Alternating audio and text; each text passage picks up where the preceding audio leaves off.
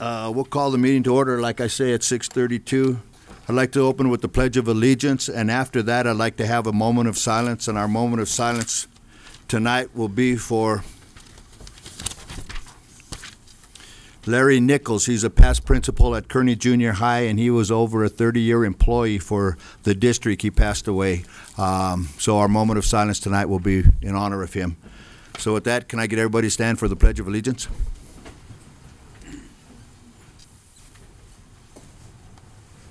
I pledge allegiance to the flag of the United States of America and to the republic for which it stands, one nation, under God, indivisible, with liberty and justice for all.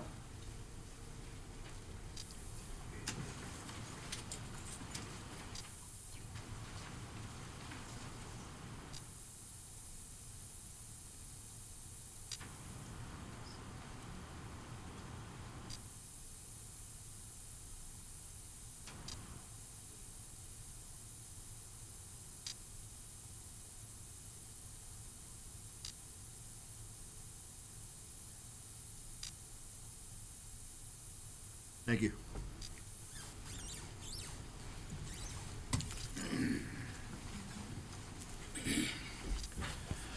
Can I have roll call, Monica, please? Here. Dr. Hyde? Here. Mrs. Quintana? Here. Mr. Rolla? Here. Mr. Thomas? Here. I need a motion to approve the minutes for April the 5th, 2018. Motion to approve. Second. Any discussion? Can I have roll call, Monica, please? Mr. Archuleta? Aye. Dr. Hyde? Aye. Mrs. Quintana? Aye. Mr. Rolla? Aye. Aye. I need a motion to approve the minutes for April the 10th, 2018. Motion to approve.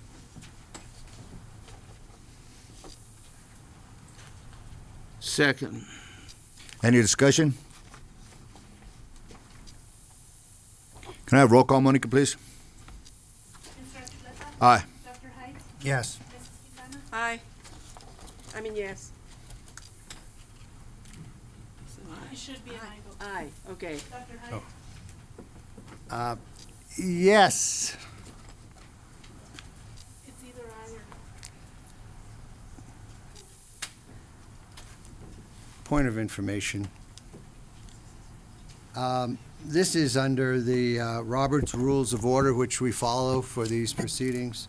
On the roll call vote, under procedure for roll call vote, as I'm going to quote this, as many as are in favor of the adoption of the resolution will, as their names are called, answer A or yes or yay.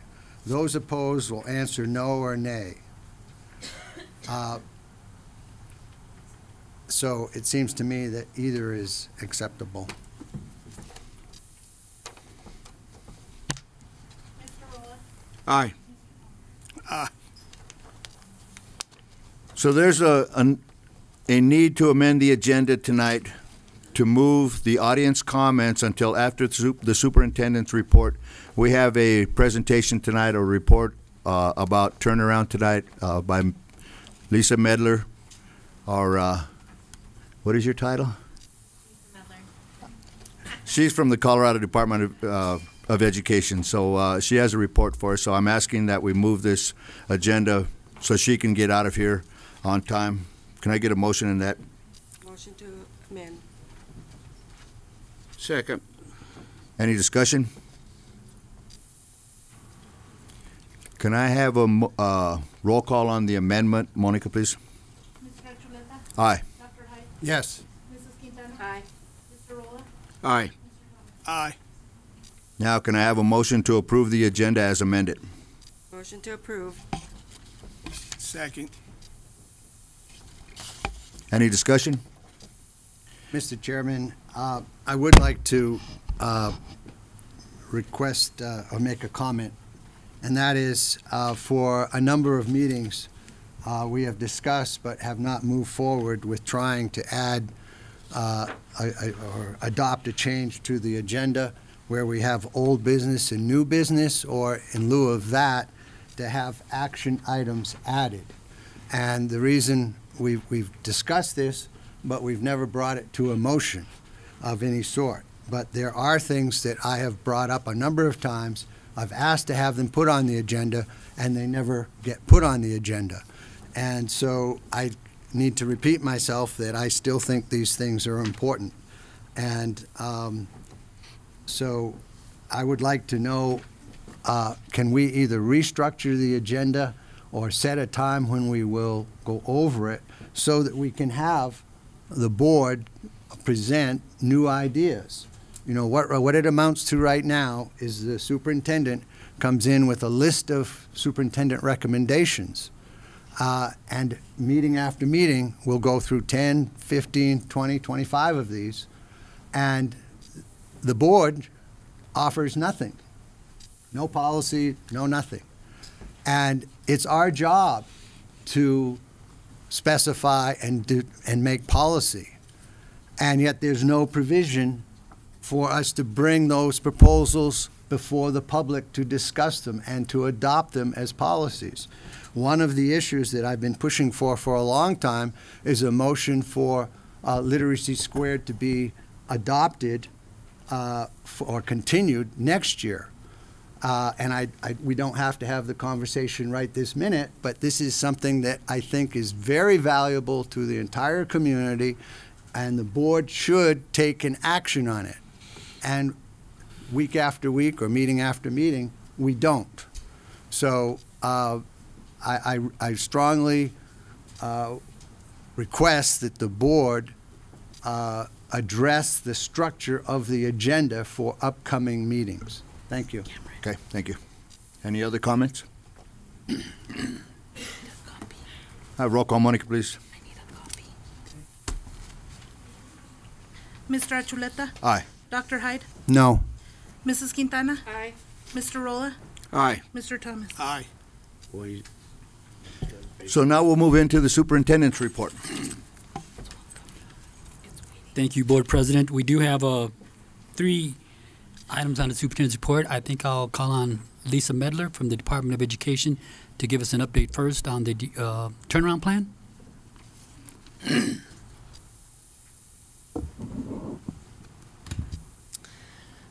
Thank you, Board President Archuleta and other board members and Superintendent Abrego. I am Lisa Medler with the Department of Education, and I was asked to just provide a quick update on the turnaround plan. I've presented at some of the past meetings, and I think I was just asked to come provide sort of on an ongoing basis some updates on that. In one of my past sessions, I had raised concerns and I had sent a memo to that effect that I wasn't getting the data I need to be able to do a midterm report. I've since then tried to communicate and want to reiterate that we're at least seeing some nice progression in building the infrastructure within the district, and in particular in the high school. We are seeing data systems being built and used, which we were not seeing previously. So definitely seeing forward progression there, and definitely headed in the right direction. Also within the high school, there's been the district and the high school are working together to share data and work through issues together, which has not always been the case. And again, that's something that the department was pushing on. So we've been pleased with progress there. As far as actual data, I don't have data to share with you per se since the midterm report that I shared. I am hoping that at the May meeting when I come back, I'll have more to share then. We should be having a quarterly check-in and have more data to look at as far as attendance and some early assessment results, at least local assessment results as well. But so far as the implementation goes, we're pleased with that. Beyond Textbooks, I know, is coming in. We've been trying to focus on their recommendations as well. If you remember, the state board had directed that when the Beyond textbooks provides a recommendation that the district will treat it as a requirement, and so we're working on establishing systems to follow up on their recommendations to ensure they're being implemented. So early signs are that that is happening, but we definitely want to dig in more and make sure that they're being done in a high quality manner. So that would be the other area we're trying to focus on right now with the district. So short and sweet, that's where we are right now, okay? Thank you. Yeah. Thank you. And then also, I just want to give you a little quick update. She mentioned beyond textbooks for our board. Currently, we have beyond textbooks at Rose Hill Elementary, at Central Elementary, and we have it at 5th grade only at Hanson and Kemp. But we're looking forward to the 2018-2019 school year. So next year, we anticipate expanding beyond textbooks. So we would have it at grades K-5 at Rose Hill, at Central, and at Hanson, we'd also would like to expand it to K-5 and at Kemp. So that's our plan for the elementary schools. And also looking at our middle schools, we anticipate having beyond textbooks implemented at Adams City Middle School and Kearney Middle School for the 2018-2019 school year. Again, as Lisa said, Beyond Text will be here Wednesday, Thursday, and Friday. Again, they will do their walkthroughs, they do their reviews, and they will do recommendations to our district. They also, on their exit interview, they sit down with the superintendent, and they also do this with their schools and their principals. So that's the direction we're heading with Beyond Textbooks. That's all I have on that. Just a quick update. And we also wanted to, on the superintendent's report, wanted to just give you a quick update on negotiations. And I have two people here. Our HR directors, are both of you going to come up? Darcy Moore and Dr. Patterson, if you could just give us a little bit on where we're at or update. Good evening, Dr. Abrego, board members, audience. I have Dr. Jeanette Patterson with me. I'm Darcy Moore. I'm Director of Human Resources. And I wanted to give an update on the negotiations with our Classroom Teacher Association. We have a full contract this year, which is bargained year to year in the district. The members, we have members of the team that include Jason Malberg, Barbara McDowell, who's here in the audience, Stella Abeda, Rick Russell, Trish Ramsey, and Gina Ottoby, and then myself, Mike Abdale, Matt Schwartz, Gianni Thompson, Deborah Montoya as support, and then Sean Milner. So we have met, began in February 20th, with training on and retraining of the teams on interest-based bargaining, a collaborative bargaining process that we use with the facilitator. And we will have met, by the time we're done, we will have met on 8 different days for 50 hours. Actually, I forgot one member of our team. David Roll is on our team as the board member. I just saw you and thought, oh, your name wasn't on this list, but I apologize. We've agreed to send out joint communications at the conclusion of each of our negotiation sessions, providing everyone with a summary of the work that we've been able to do that day. And you get those regularly along with most our staff in the entire district. And we've started. We have a good success with the memorandums of understanding, which are at the end of the book. We started with those. A lot of language, a lot of topics, a lot of issues. I won't go into detail with those, but we've made some really good progress. We've also moved into various language issues that both parties have identified as problematic or places where we'd like to improve in the organization, in the negotiated agreement, and we've made some really good progress on that. At our last meeting, a compensation numbers were presented to the team by Sean Milner, our finance executive director, and which includes the cost of our insurance increases, para increases, our anticipated per pupil funding, what 1% COLA costs, what steps and lanes cost in our district, And so our next goal is to have a tentative agreement on all of the issues to bring forward to the board and the teachers for ratification.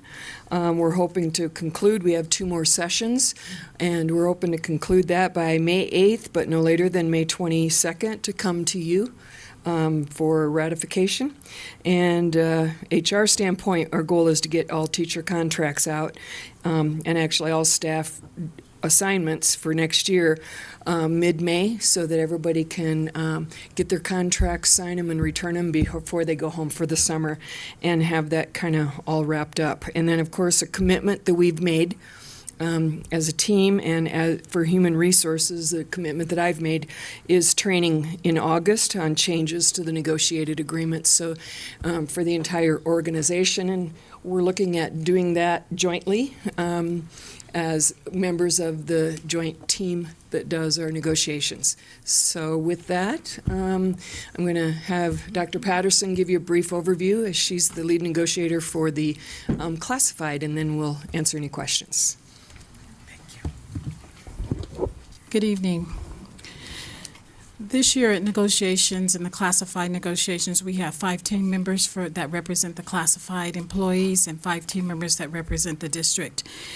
And we too have been meeting and discussing for about a month now, just language in the contract and looking at just reviewing the contract. We are at the point to where we need to discuss finances, and so we pretty much follow what the CTA has been doing, and so once we get to that point, we'll pretty much wrap it up and be finished. Any questions? Thank you. Thank you very much. Lisa.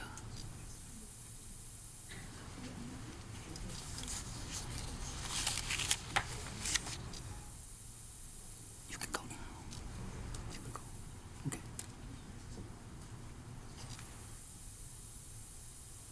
I'm sorry, Board President, that's it. We had the reports. So now we'll move into audience comments. Policy number BEDH. I know that I have been allowing people to talk for longer than 3 minutes. I have a whole stack of letters here. I ask that we abide by the policy and have our 3-minute conversations if at all possible, because there's a lot of things that go on in here. So we do have a policy. I can read the policy, but specifically in the policy, it states that we'll have 3 minutes to have conversation. So with that, we can move forward.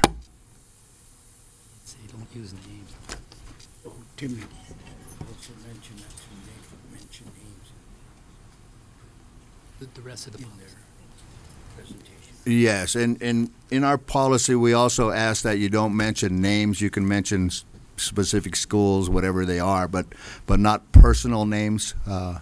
If we can refrain from that, it would be greatly appreciated. So thank you. So with that, I'll call up Rebecca Davis.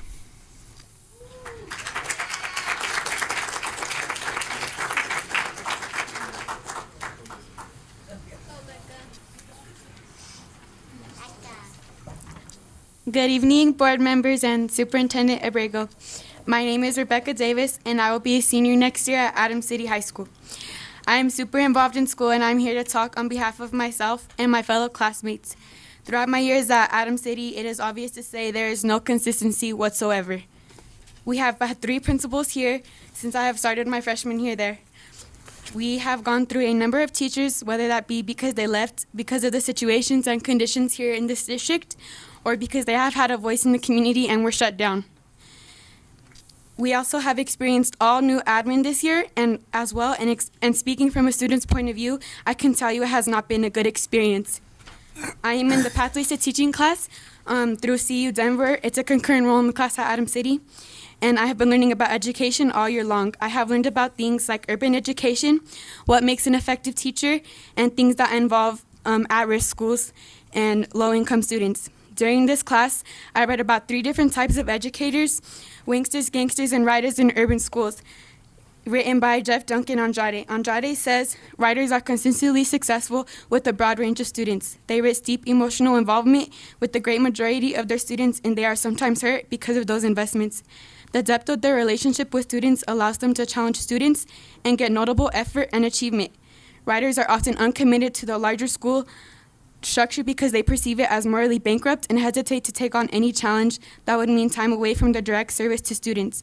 It is often the case that writers remain at failing schools because it's the only logical path that they see to work with young people they care so deeply about while still being able to pay their own bills.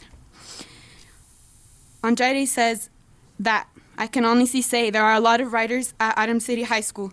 It is important to the students at AC to keep these writers here. We need a consistent, healthy learning environment to be able to succeed. As students, we want nothing more but a support system when we need it, so please don't take that away. I am scared of the future and what is to come, but I love Adams City and I always will. This is my community and I will stay strong to help my people. Thank you. Thank you.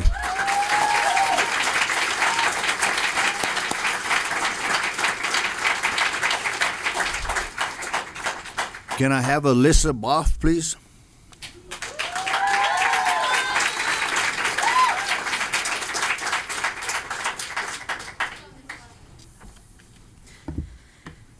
Good evening, Board. My name is Alyssa Boff, and I am a math teacher at Adams City High School. I'm also a resident of this community. I have been teaching math at Adams City for 4 years.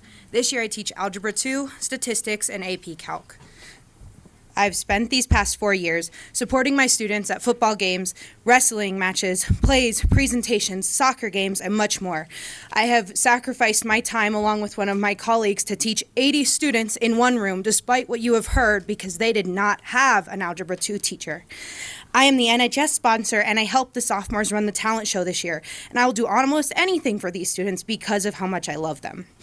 I moved to Commerce City 3 years ago and actually rented an apartment across from the high school for 2 years until deciding to permanently stay here and buy a house down the road from Rose Hill.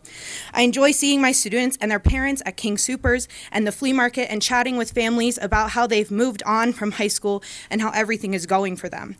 This amount of devoted time has turned into great relationships that I've built with my students that come with celebrating events, from getting accepted to college, getting job opportunities, having children, and so much more. But these strong relationships also come with tears, and they respect me enough to share the struggles they've been through and the traumas they've had. I respect them enough to share my personal stories and make sure that they understand that there are days where life takes precedent over math, and I need to tell them how to handle these moments in their lives. I want them to know that they are not alone. Our students deserve teachers like this, and they have teachers like this at Adams City High School right now. But they are also teachers who have burnt themselves out because they are teachers who care so passionately. And they want everything at our high school to be okay. I am scared that these teachers will leave and move on because they cannot uphold this amount of energy and put this amount of time into a school where it is run more on fear and retaliation than it is on building a climate of collaboration and cohesiveness. And I fear that I too may have to become one of these teachers who moves on to other students in other districts. I do not want to leave Adams City. I love these students with everything that I have. So I urge you to look into the conditions and the culture at Adams City High School that have been created by our principal, and I urge you to make changes so that teachers who have put the time in, like I have, don't have to stop being an eagle. Thank you. Thank you.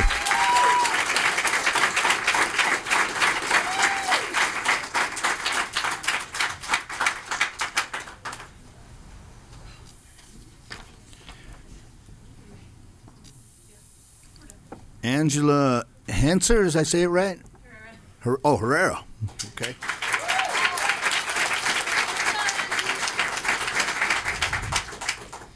Good evening. My name is Angela Herrera, and because of my responsibility to my own education and strengthening my community, I have come here to address the issue going on at Adams City High School. This issue I would like to address is the incompetence of our administration and principal alike. Last year, when we had come to this very room to protest that we get a principal, we expected change, and those results that would please the board, the students, and the community. All we ended up getting, however, was disorganization, frustrations, and a mess of a school year. From the issue of the freshmen not having their schedules on time, to not having enough counselors or even teachers to assist students, to even our own leadership mistreating the teachers that genuinely care for the students, we have had enough. Everything that occurs in my school is a result of your guys' decisions. So how should I feel when I find out that the people who truly shouldn't be at my school are going to stay and are more than welcome to stay at my school? We have gone over how we want our school to look over and over again and have come up with the same, if not worse, results. We want people who care, who inspire us to pursue our education, who make us actually want to go to school. Yet those are the first teachers to be fired. And all due to the self-righteousness and purposeful ignorance of the situation going on at Adams City. What I want to leave with you guys here is the fact that you guys work for us. We tell you how we want things, when we want things done, and how exemplary we want things done. So if this is what we want, then why are you guys not performing? Why are the same stupid decisions being done time and time again? This needs to stop, and it stops the moment when you guys up there express a genuine concern over your students. If half of you, if not most of you, went to Adams City, why not use this opportunity to change your school positively? Why not do the very thing that you were hired to do? Why not give the students and teachers a reason to stay at Adams City and not dread having to come the next day? I hope you know that if nothing changes, you would have failed us even more than you already have. Reconsider your options and reasons for keeping our administration. If you wouldn't want this for your own children or grandchildren, why would you want it for the very kids that you work for? Thank you. Thank you.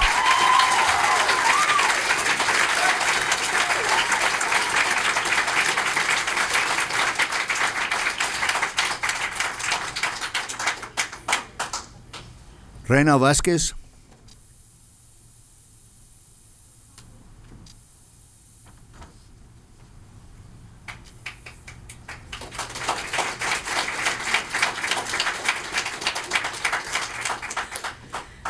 Hola, buenas noches.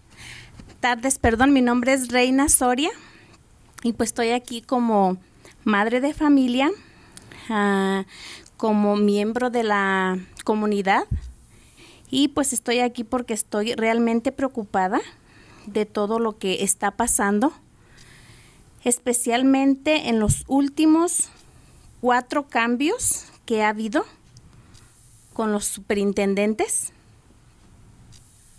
Good evening, my name is Reina. I'm here because I'm very concerned as a mother and a member of the community for all that has been happening these last 4 changes of the superintendents. Ya que las cosas van de mal en peor y eso me preocupa, me gustaría compartir la experiencia que yo he tenido con mis hijos. Tengo 4 en total, de los cuales 2, que son los mayores, tuvieron el privilegio de estar en las clases bilingües, al igual que tenían ELD. Cuando empezó todo esto del quita y pon de los programas bilingüe o ELD, este programa de ELD solamente, les tocó el turno desafortunadamente a mis 2 hijos, los más pequeños. Things have gone from worse to bad, and this worries me. I would like to share my experience I've had with my children. I have 4 in total, 2 of which are older and who were privileged to be in bilingual classes just as they had ELD classes. When all of the changes of the bilingual program began, that is the bilingual model versus ELD only, unfortunately, it was the turn of my younger children to attend that program. Como madre he visto gran diferencia de evidencia que existen en estos 2 casos y que mis hijos, los más pequeños, bajaron mucho, aunque en casa se les hable español. Queremos ser realistas y soy realista en que la escuela es el otro complemento para un aprendizaje completo. As a mother, I have seen a great difference in the evidence that exists between these 2 cases. That is, my older students' experience with bilingual education and ELD versus the youngest children's experience with the only ELD programming. The younger children fell behind academically a lot, although we speak Spanish at home. We want to be realistic in that the school is the other component for a complete learning experience. Existen estudios de los cuales dicen que el niño que sabe más de un idioma tiene beneficios intelectuales, educativos, sociales, económicos y personales, que los acompañarán para el resto de sus vidas. There are studies that say that the child who knows more than one language has intellectual, educational, social, economic, and personal benefits that will accompany them for the rest of their lives. Y les voy a describir un poco de los beneficios educativos de este estudio, que dice que los niños que estudian un segundo lenguaje obtienen mejores evaluaciones en los exámenes estandarizados de inglés, matemáticas y ciencias sociales. I want to describe to you the educational benefits of the studies that say that children who study a second language obtain better evaluations in standardized tests of math, English, and social sciences. Estos resultados mejoran cada semestre, además de que el estudiante pueda graduar de la Universidad de los Estados Unidos sabiendo otro lenguaje. Ahora también me informé que dice que el nuevo superintendente quiere suspender la programación del tercer grado, aunque ya se sabe que este tipo de programación da menos resultados y se conoce como perdón, no lo puedo pronunciar bien, pero lo trataré, Extended Transition Model. The results improve with each semester. In addition to a student who is bilingual, they can graduate from the University of the United States knowing another language. Now I have been informed that the new superintendent wants to suspend programming, although this type of programming gives us less academic results and is known as early exit transitional model. Y pues con todo esto que acabamos de ver, quisiera pedirles que siga por favor lo que es la programación del bilingüismo, ya que es sumamente importante. Y pues esperaré una respuesta que espero que sea un sí.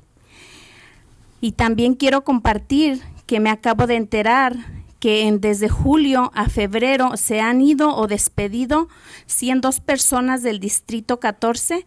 Entre ellos han sido 30 maestros. In addition to being concerned about the biliteracy program, I want us to understand that I would appreciate you having a yes for continuing the program as we understand the benefits of bilingualism. In addition, and finally, being concerned about the biliteracy program, I just found out that from July to February, there have been approximately 100 people from the district that have either been let go or have resigned, and of these, 30 have been teachers. Me pregunto yo, con este gran número de personas despedidas o que se han ido por voluntad propia, pienso yo que ya es tiempo de una autoevaluación propia de la mesa directiva para saber qué es lo que realmente no está funcionando. Y también una autoevaluación del nuevo superintendente, porque todo esto ha pasado más controversialmente cuando está bajo su dirección de este programa. I ask myself, with this large number of people who have either been dismissed or who have left voluntarily, isn't it now the time for a self-evaluation of the Board of Education and an evaluation of the new superintendent, because of all these things today have happened under his direction? Ya que es obvio que no es por estas 102 personas que ya están fuera, ya sea por voluntad propia o despedidas, ya que yo como madre de familia puedo ver de otra perspectiva y pues eso es lo que veo, que necesitamos urgentemente una autoevaluación para ver realmente qué es lo que no está funcionando, qué es lo que no estamos trabajando bien, qué es lo que no estamos haciendo bien. Finally, it's time for a new evaluation so we can understand what's really working and what's not really working. And as a mom, I want you to understand I have a different perspective. See it from another perspective. Espero que tomen en cuenta esto, los dejo a ustedes, que reflexionen en sus acciones y les doy muchas gracias por su atención y espero una respuesta después de su autoevaluación. Que pasen muy buenas noches. Thank you. I leave it to you to reflect on your actions, and I thank you so much for your attention, and I look forward to your answers after your self-evaluations. Good night.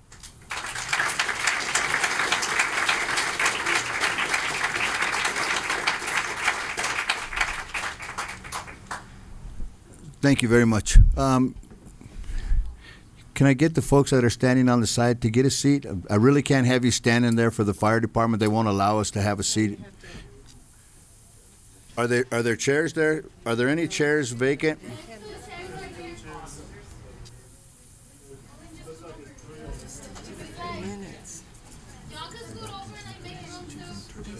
You can go into the overflow.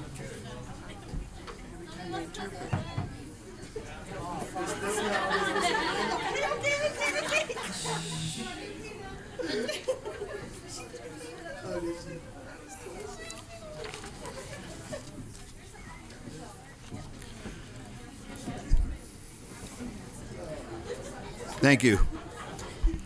Can I have April Saucedo?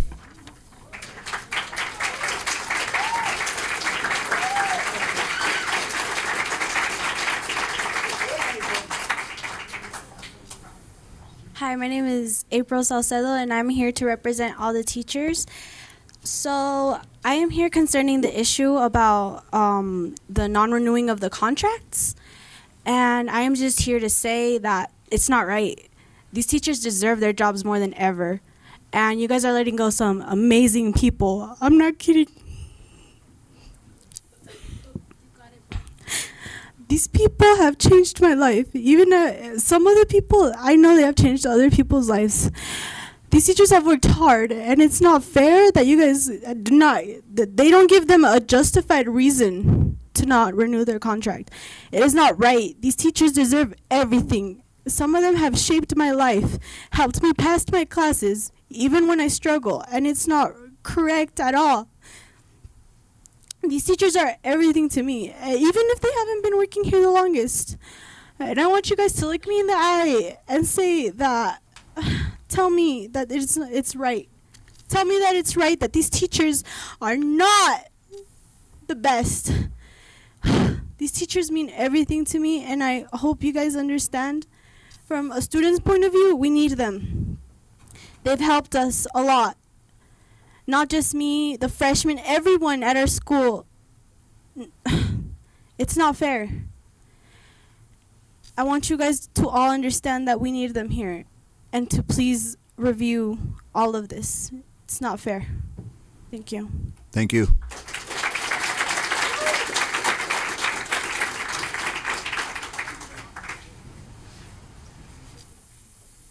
Ximena Casillas.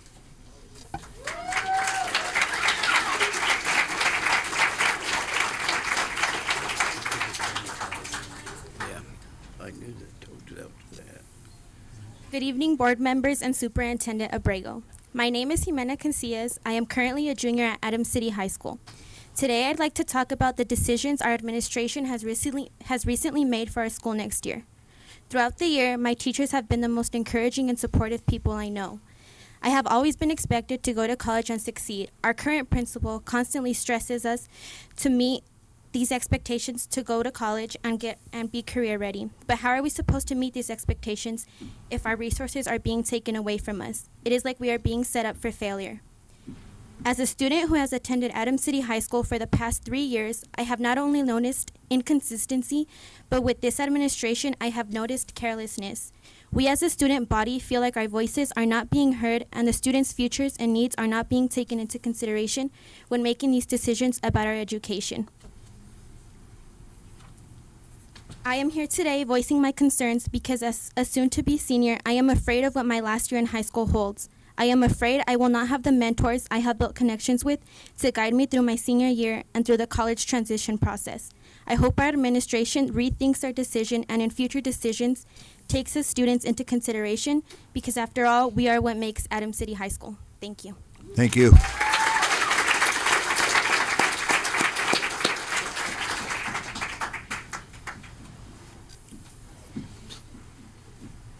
Viri Valletta. Oh, Viri.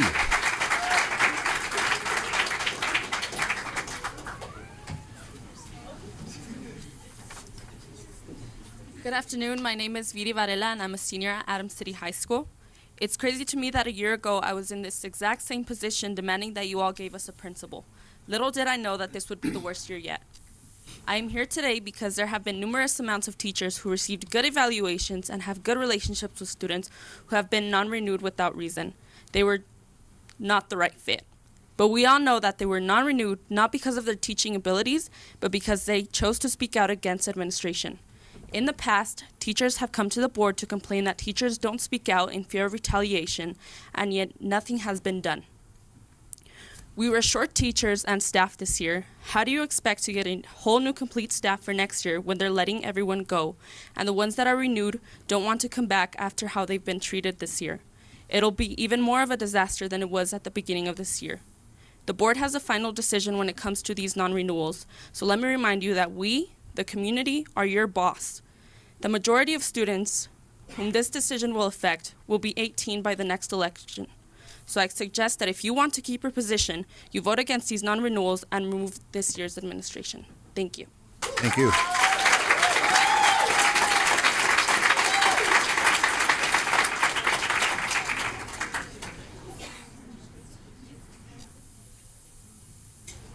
Kevin Clark, does that sound right?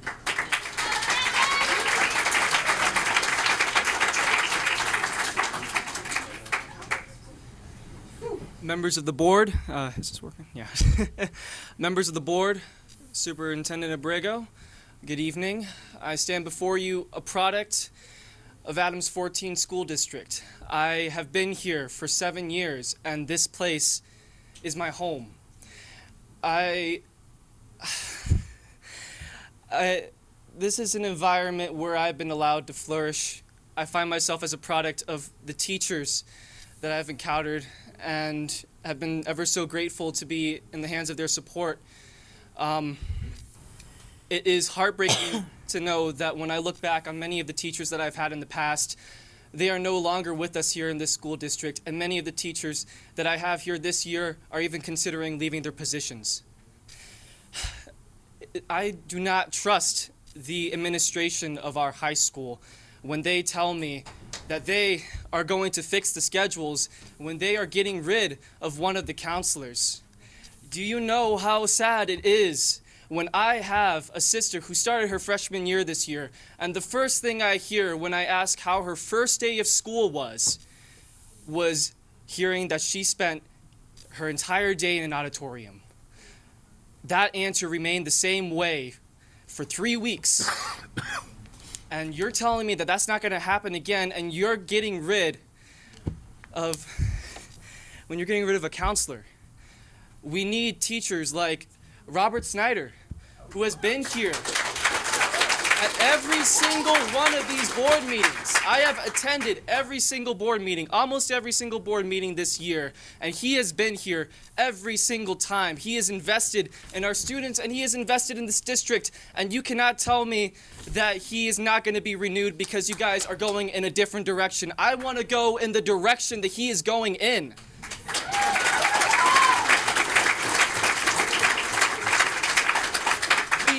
To address this, we need teachers who are invested in our students. We need the teachers that are here right now. We need to be prepared for the next school year, so then the incoming freshmen do not face the same problems that they have faced. So then the seniors do not face the same problems that they have faced. Next year, I am going to be a senior, and I am worried about this outcome. I do not believe that my high school career has turned out in the way that I ever expected it to be, but I have faith that it is going to be better. I know it is going to be better because we have students like these who stand up for us, for teachers like these who stand up for us. I will continue to be here at every single meeting, and I will continue to advocate for these people because they are my people and this is my home. Thank you. Thank you.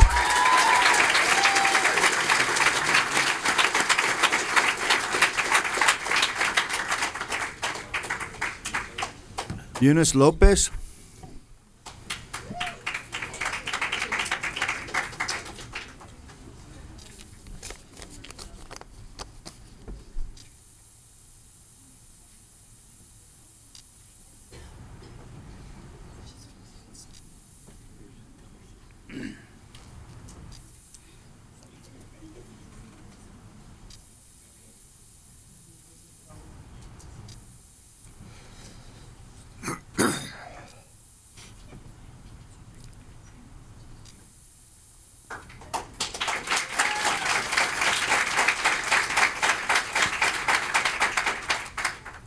If you identify with me at the end, and if you want to stand up, I will appreciate it.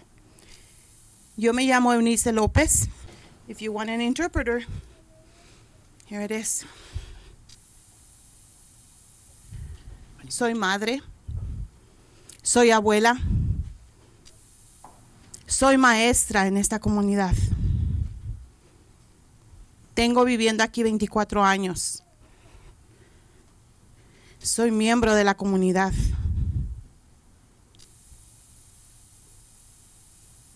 Do we have an interpreter? Lupe?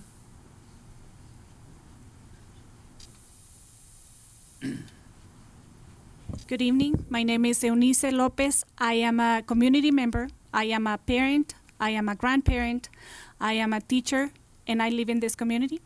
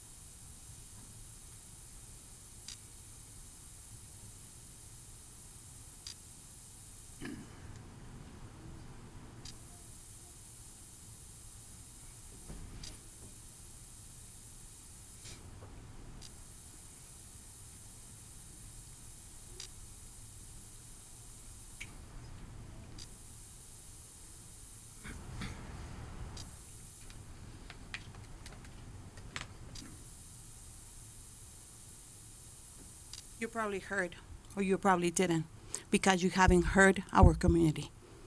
They're talking to you, and nobody's listening. Nuestra comunidad está hablando, pero ustedes no las escuchan.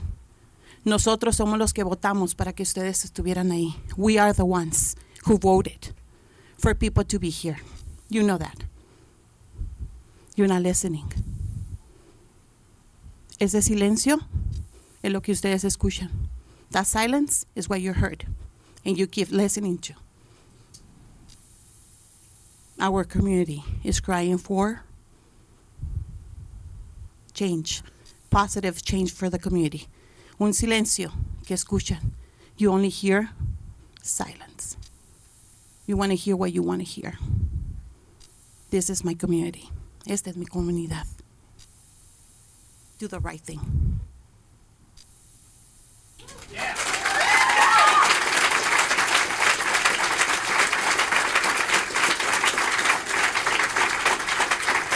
Thank you.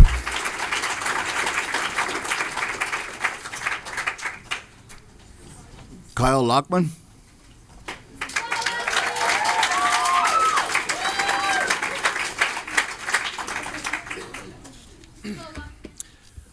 Today, one of my students lost her grandmother.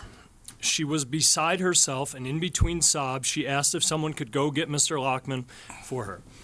I immediately left class. A teacher covered me during her plan, and I spent the next 30 minutes consoling her. 2 years ago, a student came up to me telling me he was considering committing suicide, and he didn't know who else to tell. 4 years ago, I physically pulled a student off the second-floor balcony of the school when he tried to throw himself over it, and I just hugged him and told him it was going to be okay.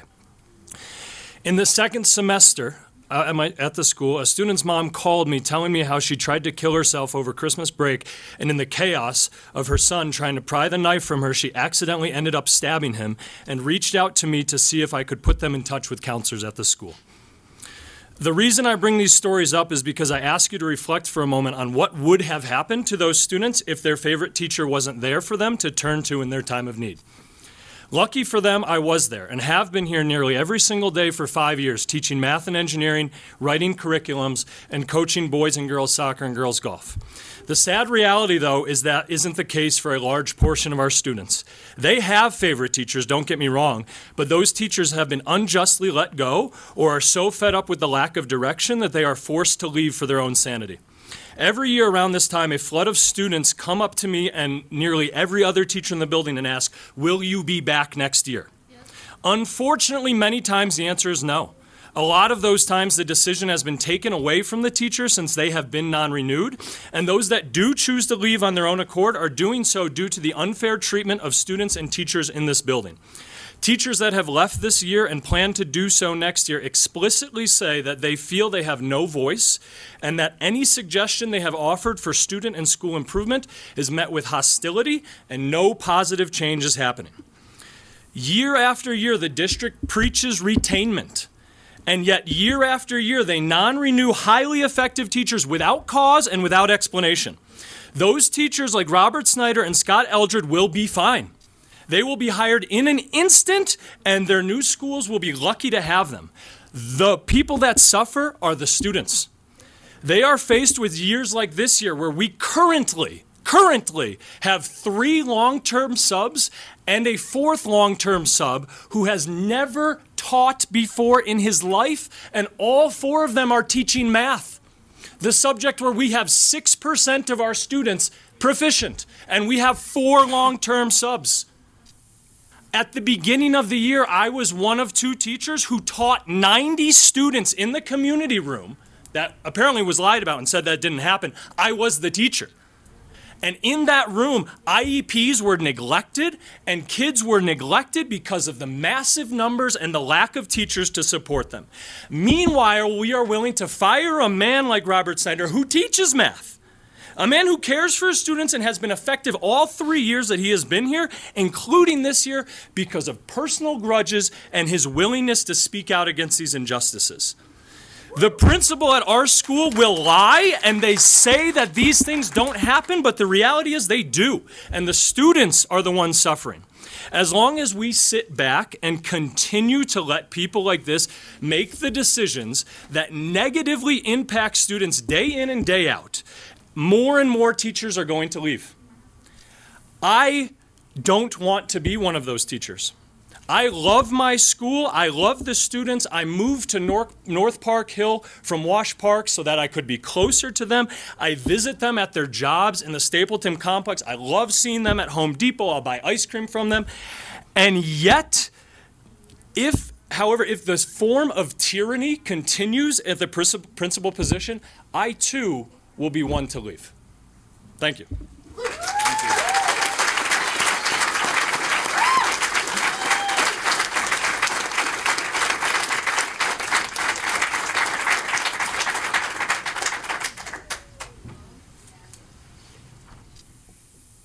Dr. Jolyn Yeager.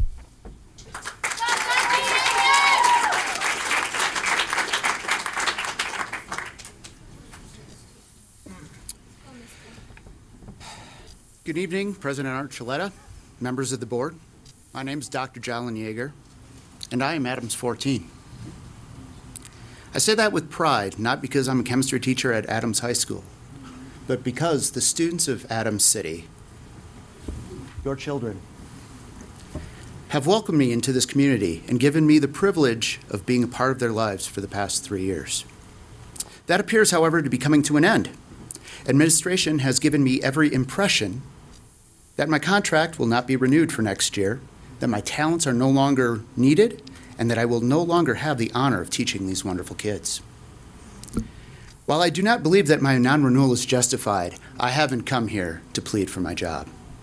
This really isn't about me, and it never was. I've come here tonight to let you know that the actions, policies, and behaviors of certain administrators at ACHS are having a negative impact on the very constituency that we are all here to serve, the students and families of Adams 14. Now, I like to consider myself a pretty tough person. However, last week after receiving the dreaded employment meeting invitation, I was overcome with emotion as I was watching my students work. They were helping each other complete a task that none of them would have ever imagined they could complete when they began the school year.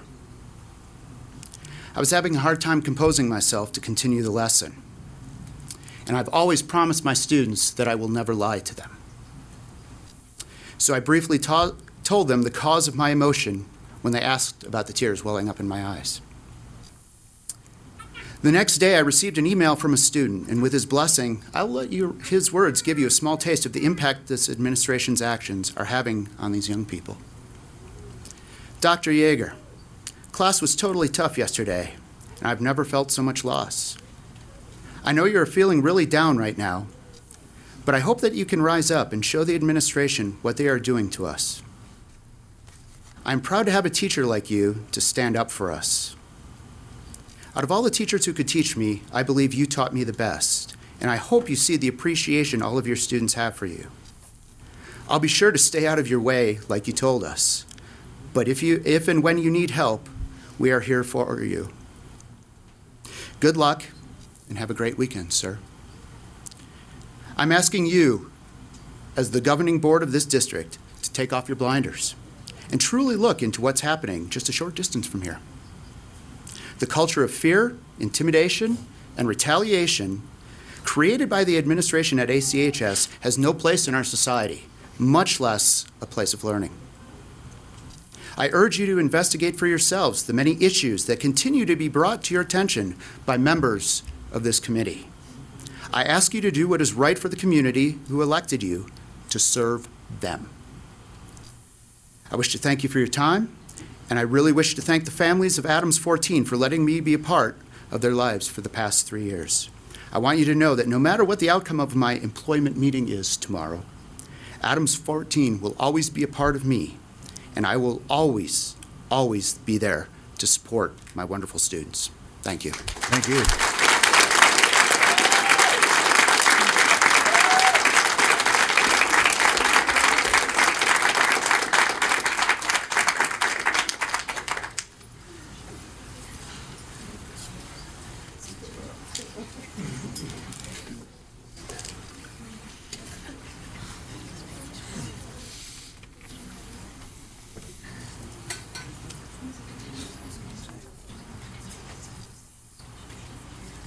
Can I have Caitlin Fine?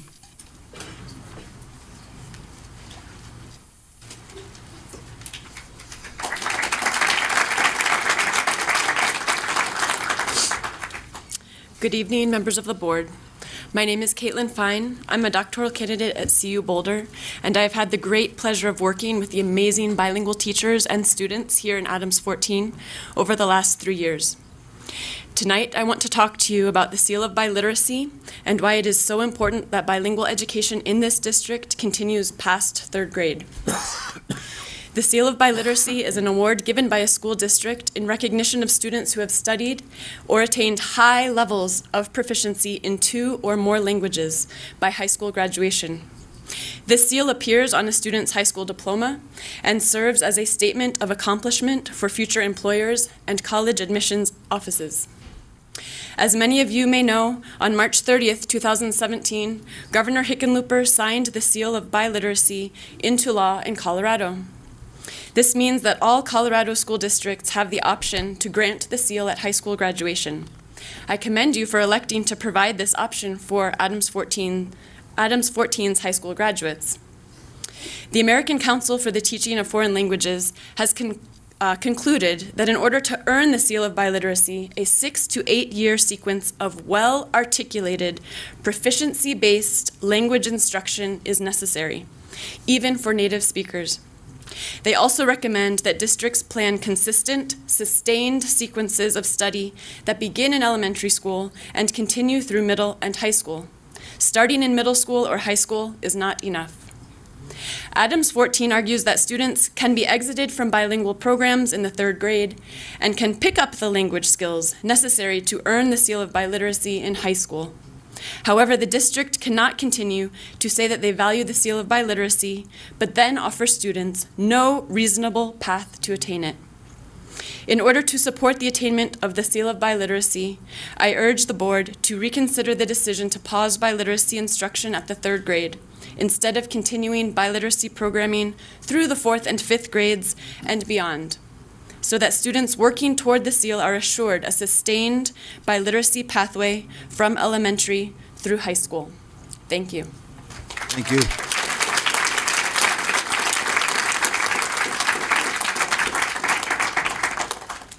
Jody Slavic.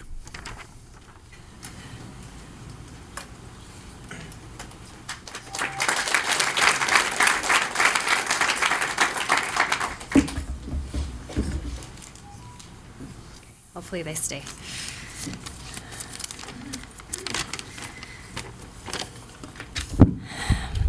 Good evening, members of the board. My name is Jody Slavic. I'm with the Bueno Center at CU Boulder, and I've been working with your biliteracy teachers for the past 3 years. Tonight, I want to bring to your attention recent conversations by elementary school principals, the interim ELD coordinator, and the chief academic officer regarding the criteria for kindergartners to be placed into the biliteracy program next year. Criteria that we, in the bilingual biliteracy community, among others, find to be unreasonable and quite likely illegal. The suggestion is to allow only those students who know their letters and letter sounds in Spanish into the biliteracy program, and force those who do not into English-only classrooms. The criteria would also limit participation in the biliteracy program to those students who are only at the beginning stages of learning English. There are several things very wrong with these criteria, but tonight I will speak of 3.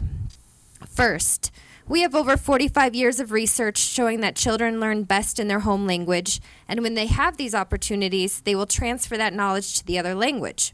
We even have evidence from Adams 14 showing that students designated as English language learners who were in the biliteracy classrooms performed better on the DIBELS test than the ELLs in English-only classrooms. So for students coming into kindergarten not knowing their letter and their letter sounds, we want them to be in biliteracy to provide as rich of instruction as possible in their home language so they can transfer this knowledge to English. Second, legally, you cannot deny a student into kindergarten if they don't have the deemed appropriate skills. This is what kindergarten is supposed to be teaching. There are also federal laws that insist that school districts do everything possible to ensure that English language learners are not denied participation in the best possible programs that take their language needs into account. So legally, if you have a biliteracy program and a parent of an English language learner wants their child in that program, you cannot deny them entry. And third, it does not make sense to limit participation in the biliteracy program to those who test low in English language proficiency.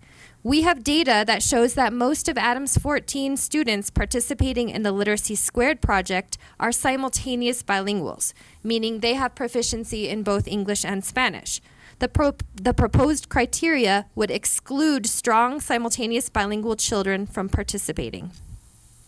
We are extremely concerned with the new criteria for determining which children can get into biliteracy instruction.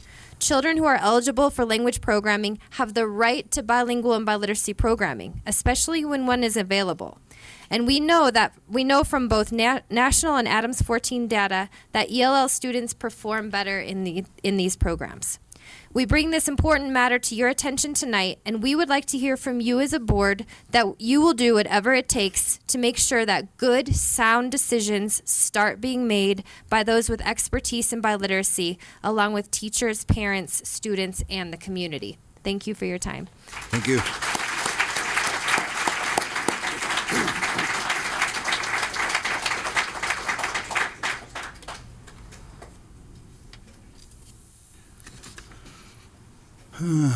Joseph Milani.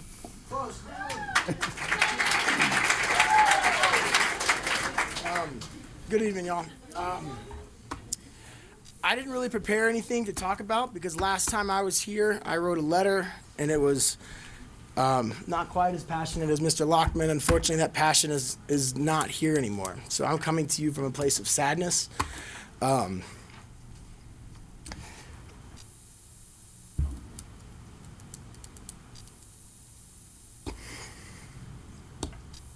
Place of sadness. I want y'all to do me a favor. Can all the adults sit down, please? I don't know if you guys have many people do this, but I'm going to ask for your participation here, okay? What do you see when you look at these kids?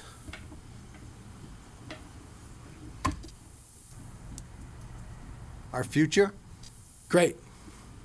What do you guys see? I see their hope and inspiration. Fantastic. Because you know what I see? I see a lot of kids who are scared for the next few years of high school. I see some seniors back there, some comedians, some athletes, some doctors, some lawyers, some presidents who are going to graduate, but they're leaving these kids behind.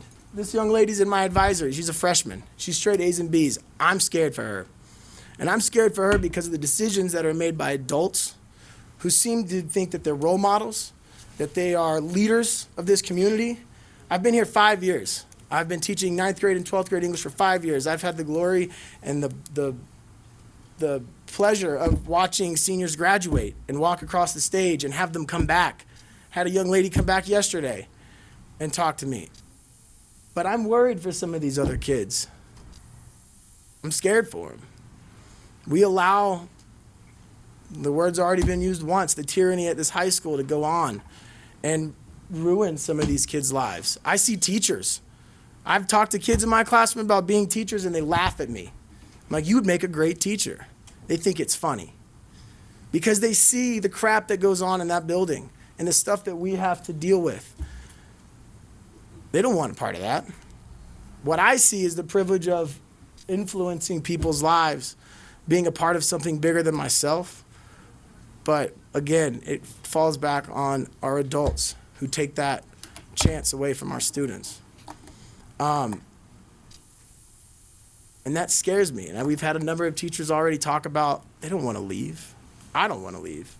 Been here 5 years. I moved from Georgia. I knew one person when I got here. That building quickly became my family. These kids became my friends. Kevin, a number of you, Melissa, those are my friends. Those are kids in my film studies class. Yes, I'm their teacher, but they teach me more than I've probably taught them. You know, maybe I should be non-renewed. I don't know. Guess y'all can't do that, actually. I've been here 5 years. Just saying. Oh, am I out of time? Last thing I want to leave you guys with, again, this isn't about some of these teachers who are being non-renewed. It's about these kids. It's about what they want. It's about what they need. It's about what matters. It's not about our jobs, but it's about this community. Finally, 5 years it's been like this. Get it together. Figure it out. Thank you.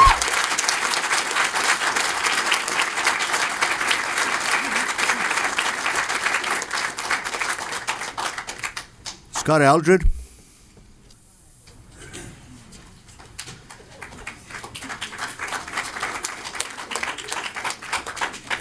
Good evening, Board.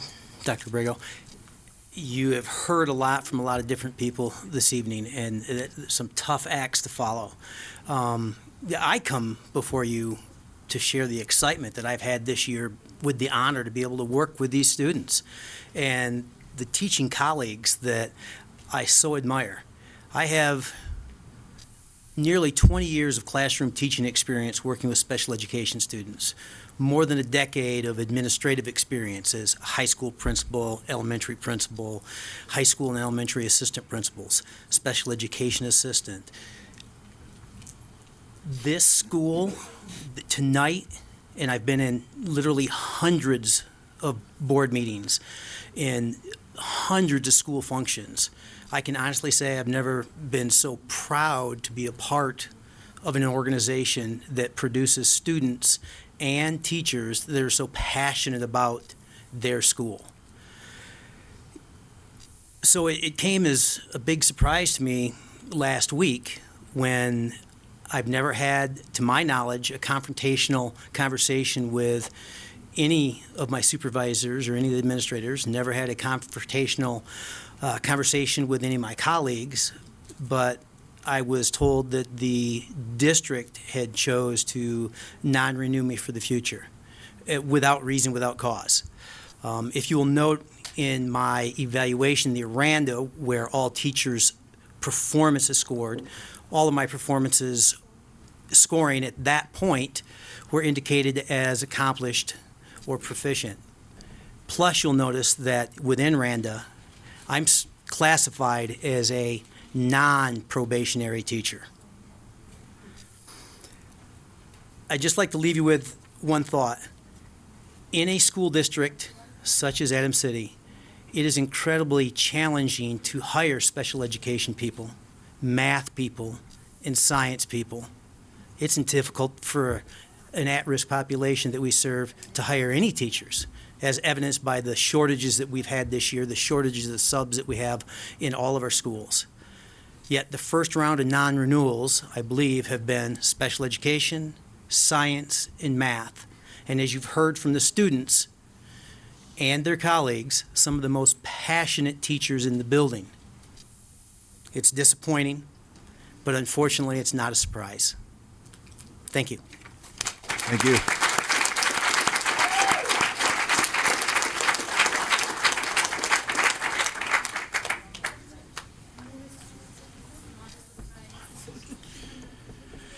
Matthew Wexler.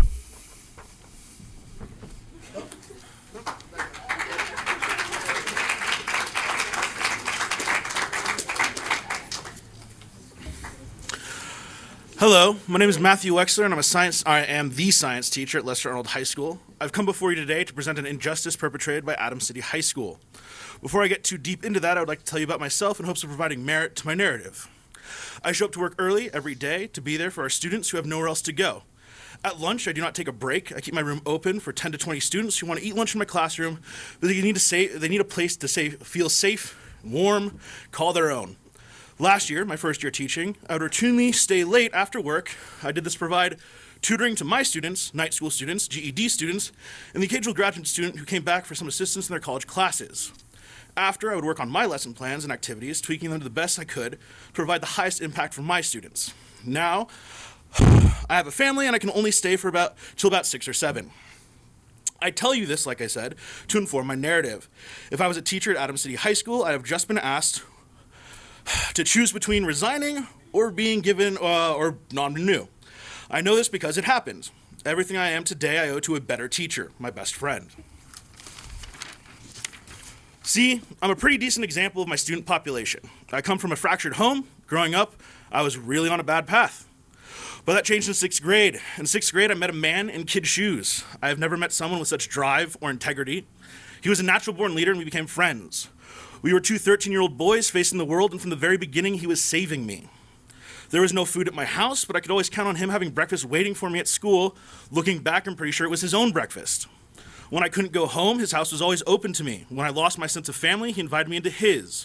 When I was directionless, he convinced me to join football, track, and Boy Scouts. He stood beside me when we earned the rank of Eagle Scout together. When I came this close to failing out of high school, he helped me get my act together. When I was pulling A's in community college, he was the only one that was proud of me. When I debated going to Davis instead of Berkeley so I could choose to be closer to my friends, he was the only one who told me I was foolish and that I would be missing an opportunity. When the weight of the world came crashing down around me and the stress of Berkeley had gotten too much, he's the only one that took me to Tahoe and talked me out of my depression. In grad school, he's the one who I debated philosophy and pedagogy with. When my parents died, he was there for me. When I was looking for a job, he's the one who suggested I move to Colorado and work in Adams 14 because, and I quote, "These are the students that need us."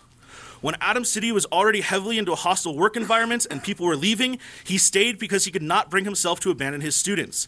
Even though his job had added strain to his family life, his wife understood that it was necessary he stay, that he was doing good work, and they would to get through this together because that is the type of woman he chose to be with.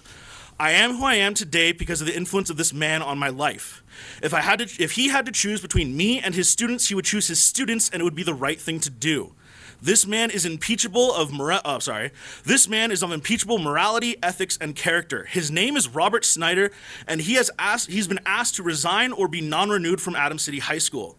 It would not be hard for him to get a new job. He could wash his hands of the school and get a much easier life. He would get hired anywhere he applied to. But he is not going to resign. It is not within him to turn his back on his students. He does not want to leave. AACHS will have to non-renew him. Justice is not a tricky thing in the situation. You know the difference between right and wrong. Robert Snyder's non-renewal and that of many teachers like him would be an act of evil, and the only thing necessary for evil to survive in this world is for good people to do nothing. What are you going to do?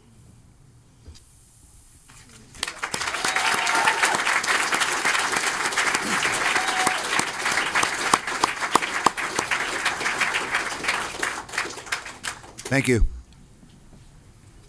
Robert Snyder.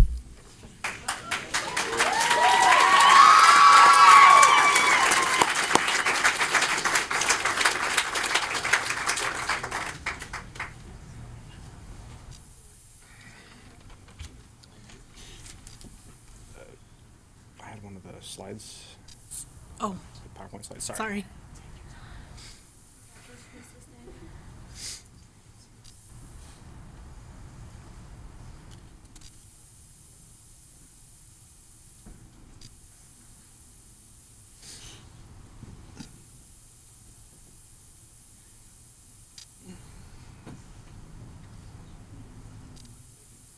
Thank you. Good evening, President Archuleta, members of the board. You may have heard, my name is Robert Snyder. I'm a math teacher at Adams City High School. Thank you for the opportunity to speak tonight. I'm here to ask that you not approve any of the non-renewals that are coming through from Adams City High School whenever that vote comes before you. I'm one of the teachers who, so far, has been given that notice, but I'm not here to save my job. I'm here to stand up for our students, for our families, and for our community. When I first came to ACHS for interviews, Ms. Schwartz made time to walk me from classroom to classroom to see ACHS's best math teachers. I had the good fortune of seeing Miss Bogart May, a master in her element, building literacy into her geometry class. I had a chance to sit in with Miss Mavrotheris' calculus classroom and actually talk with some of their students and hear their stories. And I got to see Mr. DeGuero teaching a freshman class of 9th graders, Algebra 1, showing off what a safe community could look like even in the chaos. All it took was seeing these teachers and these students, and I had made my mind up. The picture you see here is a picture of the induction class that fall. There are about 20 teachers in the picture, and about 7 or 8 more who joined me that year. I want to talk about these teachers, but before I go too far, I want to talk a little bit more about Mr. DeGuero. He's had a significant impact on me since I arrived here 3 years ago. Tom is the kind of teacher that I always wanted when I was in high school, and when I joined the profession, he was the kind of teacher that I wanted to become. A pillar in the community who seems to never leave the building, a teacher who has been at a school long enough to first see the younger siblings and then the children of students he's had in his classroom. He is the goal and should be the goal for any teacher in this profession who wants to make a difference in a young person's life and provide the best education. He's the kind of teacher that our students need. He's the kind of teacher that our students deserve. He is who I wanted to become. But if I'm non-renewed, I guess I'll just have to become a Mr. DeGuero somewhere else. And that goes for the other teachers in this picture.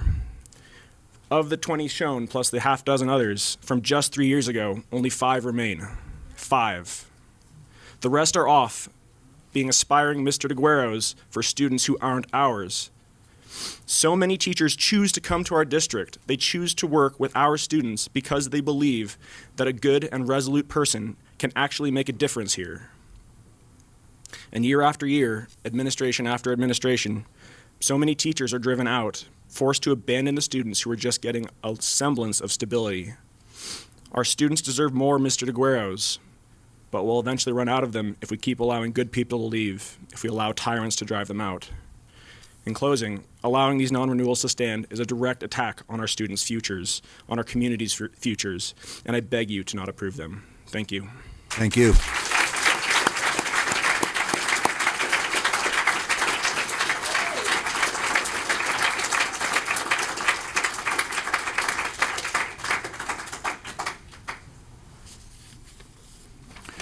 Barb McDowell.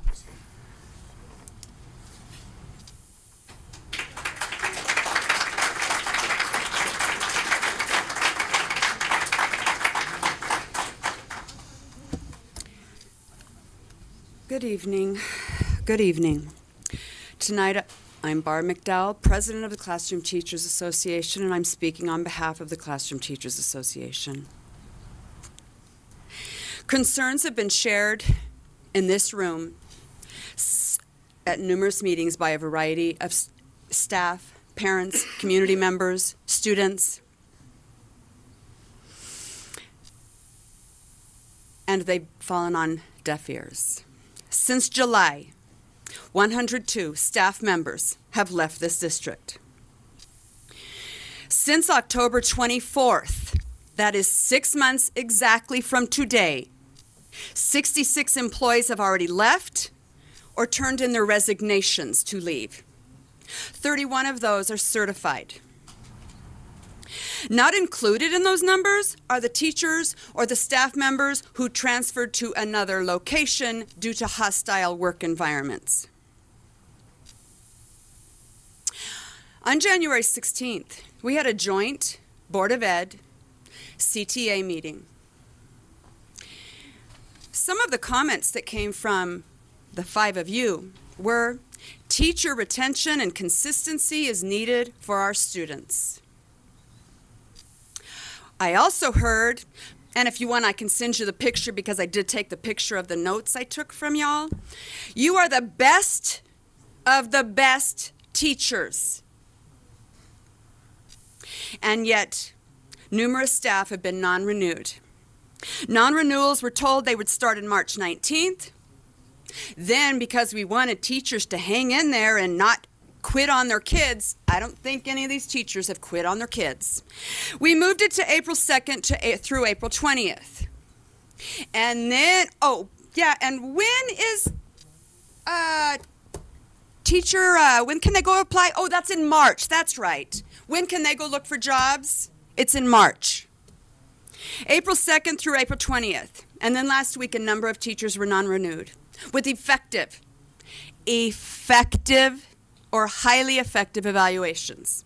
We've heard from math teachers, we've heard from science teachers, we've heard from special ed teachers who have been non-renewed. I am asking that you do not accept any non-renewal without an investigation into what has gone on. You said, again, I'm going to repeat, teacher retention and consistency is needed for our students. You are the best of the best teachers. Prove it.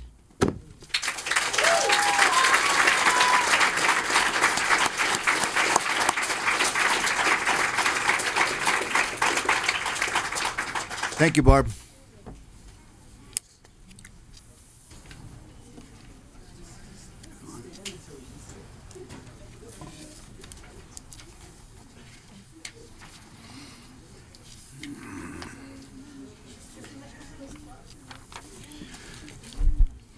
Thanks, everybody. So moving on to routine items. I have a couple of comments I'd like to make, Mr. Chairman. First, they're specifically... Sorry to interrupt. I wasn't... so I didn't sign up to speak, but I just can't hold this. I'm sorry. I don't know if you guys want to hear me or not, but I'm going to say it. I invite you all to come to the changing of seats for seniors on May 11th so that you guys can actually see the impact that all of these teachers have for us, and so that you can see every senior hand out their roses to their favorite teachers who might not even be here next year or the years to come when we want to come back and visit them and show them our accomplishments. So May 11th, changing of the seats. Hope to see you guys there.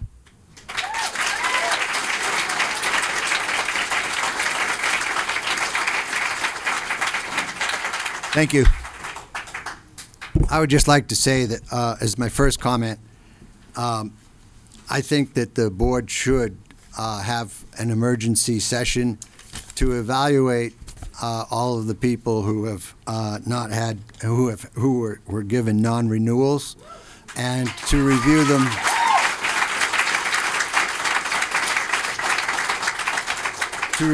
And review their files one by one. The second thing I'd like to do is that this is regarding the biliteracy program, and our superintendent has said that he's going to, I think the phrase is, push the pause button, and he wanted to conduct a full evaluation. Well, I'm in total agreement with the second half of that, and that is I think it's fine to have a full evaluation, but the full evaluation ought to precede taking action.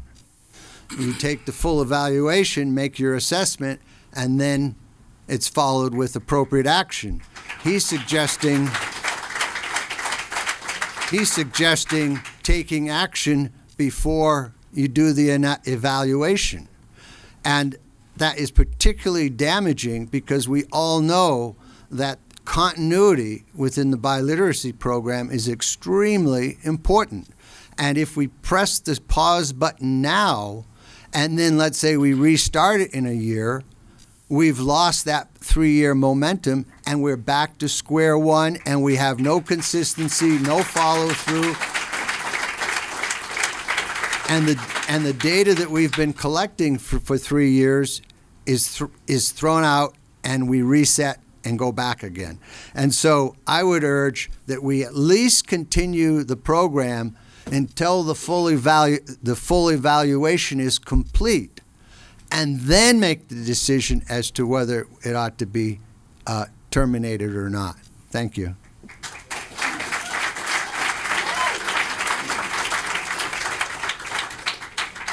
First, I want to thank all the teachers, the students for coming. Excuse me. I do agree with Dr. Hyde about the investigation, or looking into the board, looking into the policy, making sure that these teachers was given a fair,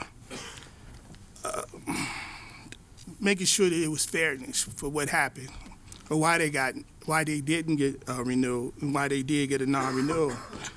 I'm going to ask, since Barb, McDowell, you brought up March 20th to April 2nd should have been the non-renewal, and today is April the 24th, and they just now getting them. So I like to see that letter you got, provide that to the board, because I'm sitting here trying to figure out. I believe last year and year before that, it was earlier in March. So now we didn't went past a month, and that's unacceptable. Also, for HR that's in the building, I want to see, out of all those non-renewals, how many teachers are 3 years or less. I like to see that too. And I do second Dr. Hyde's, even if it ain't a motion, I do second what he said about us looking into, because if I'm not mistaken, last year, the Board of Education, which is us excluding Dr. Hyde, we spoke to teachers that got non-renewals last year, if I'm not mistaken, for almost 2 months to figure out why they was leaving, what happened. We couldn't ask them questions, but they was telling us the different things of why they was leaving, and we had to understand that. So I actually would like to have that Dr. Abrego, if the CTA president had a letter, I want to see that letter that says March 20th to April the 2nd. Also, I would like for you to have HR provide the Board of Education how many teachers is non-renewal with 3 years or less. Thank you.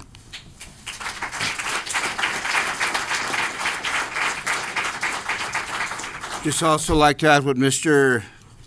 Thomas said here is that we did conduct investigations last year, but the sad thing was, I believe only 5 teachers came. I mean, if you want us to investigate this, I got a whole group right here, then you come and you let us know. Of the 5, I believe we rehired 2. But we can't help you if you're just going to come out and just tell us, and then when we ask for you to come in and tell us what's going on and you don't do it, how do you expect us to help you? We don't know. Our job is to sit up here and listen. And you, again, have come and you have said this and that. Well, 3 of us have committed to saying we want. I think she needs to wait. No, not now. I'm just giving my information. So, you know, sit down. You know, I asked you. Can I have some order? Can I have some order, please? So, if you want, just make sure when we give these investigations that you please show up, because otherwise we don't know. Are you going to set that date? So we can set the date. Huh? So let me just make a comment, okay? We have not received any non-renewals as the Board of Education yet. I know you folks probably have had the non-renewals, but we haven't received them yet. Okay, I've received a ton of notifications from teachers supporting each other, and I appreciate that. And when I make a comment to you folks and I say that I support teachers and I support longevity, I mean that.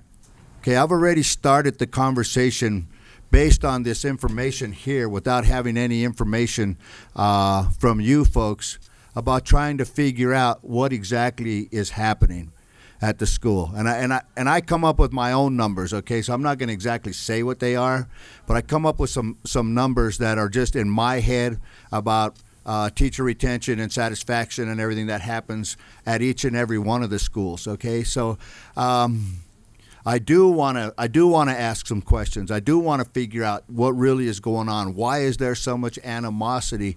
And these are our community members. These students, these teachers that are teaching in our school are our community members. And I appreciate the fact that you're here speaking your mind and telling us. I understand, Barb. I didn't interrupt you when you were speaking. So can I just finish what I'm saying, please? Spouting lies. I understand. Their mind for months. I understand. I understand. What do you understand? I understand what you're saying, okay? But please, let me finish what I'm saying, all right? Because we're going to do some stuff, all right? We're going to have some conversations. What the actions will be, I don't know yet, okay? But we will do some action, some board action, and we'll figure out. We'll investigate and find out exactly what's going on. I understand that, and this is why we don't have. Stop. I understand. This is why we don't normally have conversation from the dais, because you want answers right now, and we don't have those answers right now. Okay, so we'll figure it out. We'll go back and we'll have conversation with each other. We'll have conversation with the district, and we'll figure out exactly what's happening. And Mr. Rolla is exactly right. We met with teachers, and I don't remember what the numbers were. We met with quite a few teachers. They did come. So they did come and bring their issues to us, and we were able to listen, and we were able to actually understand that maybe some of those non-renewals were not correct. So we don't know exactly what they are yet. We have not received any of them yet. So we don't know. I have what you're saying. I don't have any of the rest of the story. So we'll try and get that figured out as soon as possible. Dr. Hyde has made a comment that he would like to have new business, old business on the agenda. I'm going to make a recommendation tonight that this becomes an action item, and we'll have, I don't know if we have to wait until the next board meeting before we convene, but I would like to have a meeting with the board, with the board's approval, and set up a study session to figure out what exactly we can do with this. Okay, we have an attorney that sits in here, and 99.9% of the time we don't respond from here because we try to get all of the facts and then we give you all of the correct information. This is a very it's a touching issue to me, because I know a lot of these teachers that were speaking tonight. I know them personally, okay, and I know I don't know what kind of job they do. I just know them personally. I see them at the school. I see the students' interaction with them. I pay attention, and we'll actually do some stuff, and hopefully can get back to you folks as soon as possible. But like I say before, we do not have any non-renewals yet from that have been presented to us. Okay. So there may be some here. I don't know. I only have what you have been told. So we have not been told that. So with that, I would like to just move on. But I can tell you tonight that we do not have any non-renewals in front of us tonight. Okay. Mr. Chairman, I'd like to add something to that. I see this as a situation in which time is of the essence, and the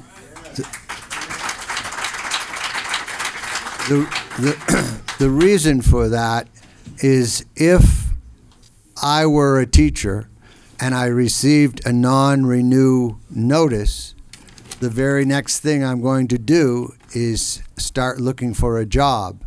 And so I think it's imperative for the board to direct the superintendent to provide the files on all of those people who have non-renewals immediately, so that the board can review them and take action on them immediately. Because every day that we delay, we lose more teachers. They still have to have a job. They still have to have a paycheck. And if we say no to them, they're looking. And so time is of the essence. So I think if we want to have a prayer of retaining any of these teachers, we have to act with emergency status. Thank you.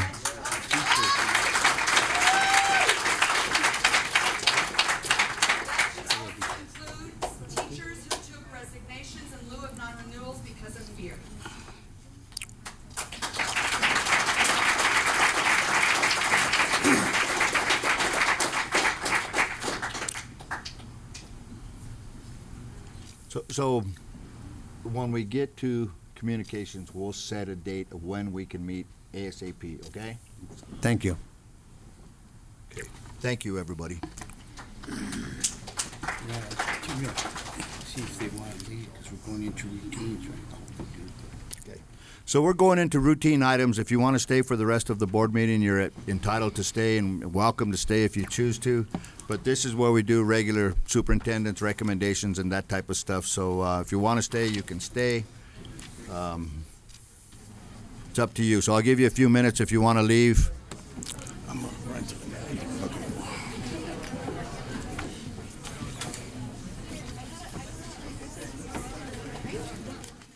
Thanks everybody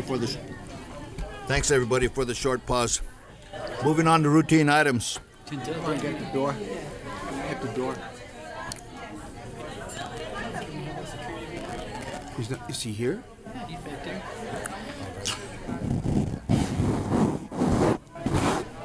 Daniel. There he is. Can you just close the door, Dan?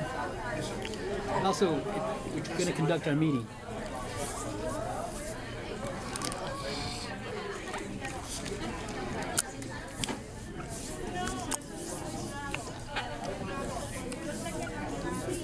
Just close the door.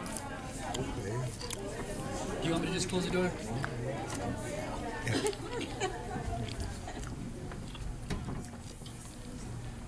Thank you, everybody. Moving on to routine items. Consent item number 1, personnel superintendent's recommendation. Personnel actions. Can I get a motion? So moved. Second. Any discussion? I have some discussion. I would like to remove all of the resignations from here to a future date until we can have conversation with those folks. So there's a few resignations in here. I heard what everybody said, so I recommend that we pull those out until we can actually find out what's going on. So can I get a consent from the board to remove those? Yeah, I John. agree. Pardon me? Oh, It's upon my statement? Thank you.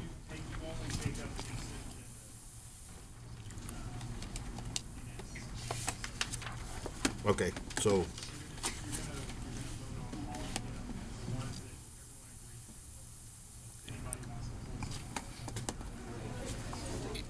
Okay, so I pulled them off? Okay.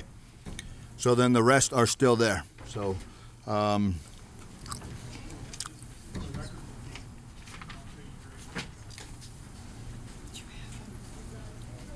okay, so they're only the resignations. So the other appointments and the retirements will still be in effect. So can I get a motion to accept the personnel items as amended? There's already a motion on the table. Oh, there is? Can I get we're in discussion, right? We're in discussion. Any other discussion? Can I have roll call, Monica, please? Mr. Achuleta? Aye. Dr. Hyde? Aye. Mrs. Quintana? Aye. Mr. Rolla? Aye. Mr. Thomas? Aye. Moving on to number 3, business grant. Superintendent's recommendation, approval to apply for the Early Literacy Assessment Tool Project, ELAT grant, in parens, from the Colorado Department of Education. Can I get a motion? So moved. Second. Go ahead. Any discussion? Roll call, Monica, please. Mr. Achuleta? Aye. Dr. Hyde? Aye. Mrs. Quintana? Aye. Mr. Rolla? Aye. Mr. Thomas? Aye. Moving on to 1.2, Superintendent's recommendation, approval to apply for the Gifted Education Universal Screening and Qualified Personnel Grant to support gifted and talented identification and programming from the Colorado Department of Education.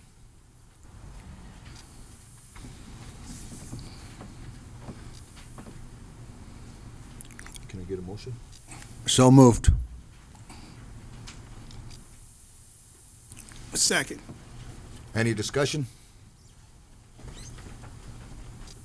Roll call, Monica, please. Mr. Achuleta? Aye. Dr. Hyde? Aye. Mrs. Quintana? Aye. Mr. Rolla? Aye. Mr. Thomas? Aye. Moving on to 2.0, resolution. Superintendent's recommendation, resolution number 18-003, approving the intergovernmental agreement for education access programming with the City of Commerce City. Will you read the resolution? Resolution number 18-003, Board of Education, Adams County School District 14, approving interagreement agreement for education access programming with the City of Commerce City. Whereas the City of Commerce City, though its cable television franchise agreement with Comcast of Colorado LLC and pursuant to federal law has access to a certain number of channels to be allocated on the cable system that service the city for public, educational, and governmental access programming use. Whereas the city and Adams County School District 14 are parties to an intergovernmental agreement from 2000 that coordinate production and broadcast of government and educational program through a single channel managed by the district. Whereas the city and district desire to replace the prior agreement to more accurately reflect the current operating environment and to more fully implement the franchise agreement to make use of separate government and educational cable channels managed by the city and district respectively.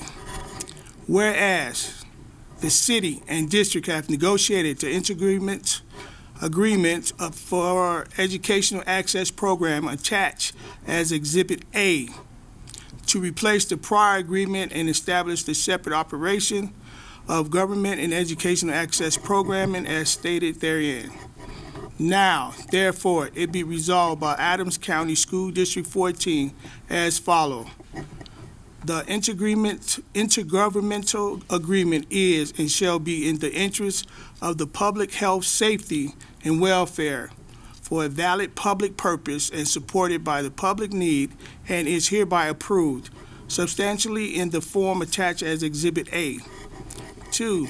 The Board of Education President is authorized and directed to sign, and the Board of Education Secretary is authorized and directed to attest to intergovernmental agreement on behalf of Adams County School District 14, adopted and approved this 24th day of April 2008. Thank you, Harvey. Yeah. Do I need a motion for approval? Yes. Well, can I- for the resolution. Can I get a motion for the approval of the resolution? So moved. Second. Any discussion? Roll call, Monica, please. Mr. Achuleta? Aye. Dr. Hyde? Aye. Mrs. Quintana? Aye. Mr. Rolla? Aye. Mr. Thomas? Aye. Moving on to 3.0, other. Superintendent's recommendation, approval to purchase professional development and teacher resources from School Cubed.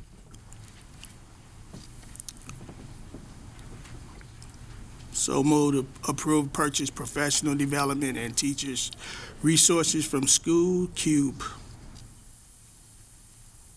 Second. Any discussion? Roll call, Monica, please. Mr. Achuleta? Aye. Dr. Hyde? Aye.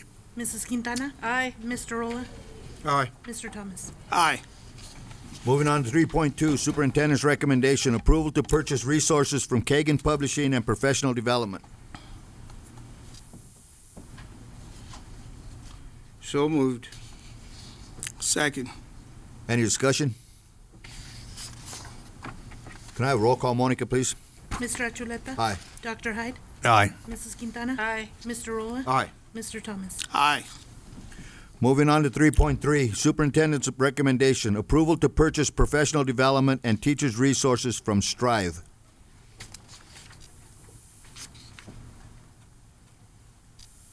Motion to approve. Second. Any discussion? Can I have roll call, Monica, please?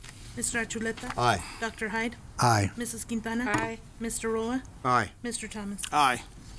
Moving on to 3.4, Superintendent's recommendation, approval of out-of-state travel to Austin, Texas to attend the Early Childhood Professional Learning Institute on July the 10th through the 13th, 2018. Motion to approve. Second. Any discussion? Can I have roll call, Monica, please? Mr. Achuleta? Aye. Dr. Hyde? Aye. Mrs. Quintana? Aye. Mr. Rolla? Aye. Mr. Thomas? Aye. Moving on to 3.5, Superintendent's recommendation, approval for an additional .5 table of authorized personnel for a full-time administrative secretary at Sandville Preschool. Motion to approve. Second.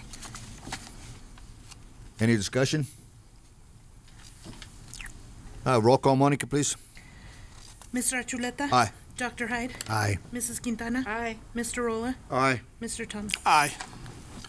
Moving on to 3.6, Superintendent's recommendation, approval to purchase Chromebooks for Central Elementary using Title I funds. Motion to approve. Second. Any discussion? Roll call, Monica, please. Mr. Achuleta? Aye. Dr. Hyde? Aye. Mrs. Quintana? Aye. Mr. Rolla? Aye. Mr. Thomas? Aye.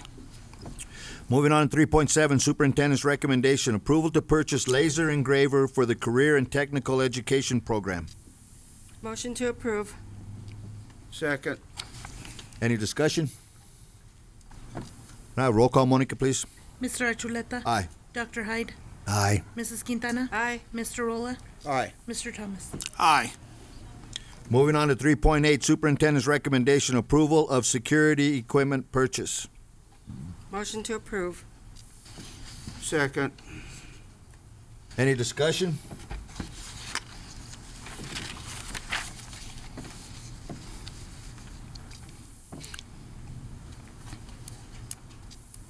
No discussion? Roll call, Monica, please. Mr. Achuleta? Can you come back to me for a second? Dr. Hyde? Aye. Mrs. Quintana? Aye. Mr. Rolla? Aye. Mr. Thomas? Aye. Mr. Achuleta? Aye, I'm sorry. I was confused here for a second. Superintendent's recommendation, approval of security camera purchase. Motion to approve. Second. I thought we had removed, I have a note here that we removed that item from, in the study session, that we removed it. Is that not correct? Or are we going to get additional information? If all documentation was not provided. Has that been taken care of? No. Was all the information We just need presented? the added information. No. Mr. Thomas, weren't you asking for Yes. additional information from the Yes. study group? And I believe that information has been passed on through the board, through Monica. Was the previous cameras I requested, you were supposed to show where each one of those cameras went? Yeah, I just provided that this afternoon. The information on how the cameras were secured, how the cameras were purchased, and how the funding was, the resolution. And then I just sent the cameras, so we have 38 of them at the high school, 10 of them at KMS, and I believe 7 of them at the warehouse. No, That was the install of the 55 cameras that were originally purchased. in 16. That's correct. Okay. But you didn't provide that to us in Friday's update because it wasn't in there. That request came to me this afternoon. It was something that was overlooked, and so that information was shared with Finance and Monica this afternoon at about 5 o'clock when it was texted to me to get that information out. The drawback to that is we've been in session since 4:30, so I, for one, didn't have access to that. If it was sent out at 5, you know, I've been here the whole time, so I don't know whether any other members have. I just looked on my phone now, and it appeared at 6. Mr. Thomas, you are the one, I believe, that had the specific questions and requests for information. So I'm going to rely on my colleague to. If he's satisfied, I'm satisfied. It is correct that we did pull this till we got all the information, and we didn't get all the information until 6 o'clock today. And I haven't had a chance to look at none of the information, but this was pulled, and I'm not sure who put it back on, Superintendent. Because at Thursday study session in this room, it was pulled before the chair and Dr. Abrego left to go to the meeting. So now it's back on, and it was stated that all the information was supposed to be provided to the board before we can act upon it. Absolutely, I can answer the purpose of it being put back on. I was requested to put it back on. I provide the information to back up that information, and that's all I can provide. Would there be any harm done in terms of implementation of the or whatever you're going to do with the security? Excuse me. With the security cameras, if we simply delayed this action for the next meeting, is that going to in any way affect your operations? I can tell you there's a few locations that are in need of the new cameras. I don't know that 2 weeks is going to be any more than what it's been currently. So okay. For me to forecast that something happened and we needed it, I can't even provide you that.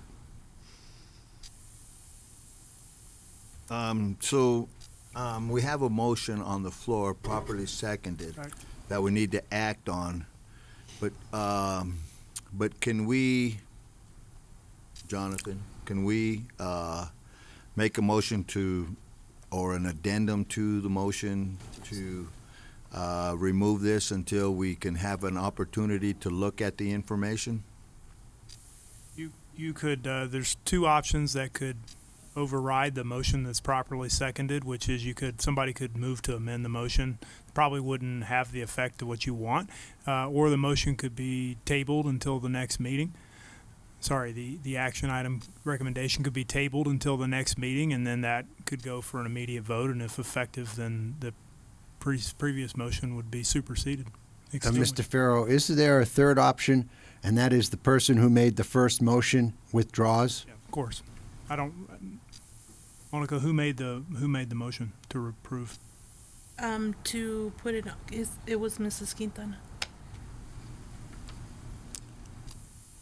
So it's up to her, or someone else can take one of the other options. We could withdraw it.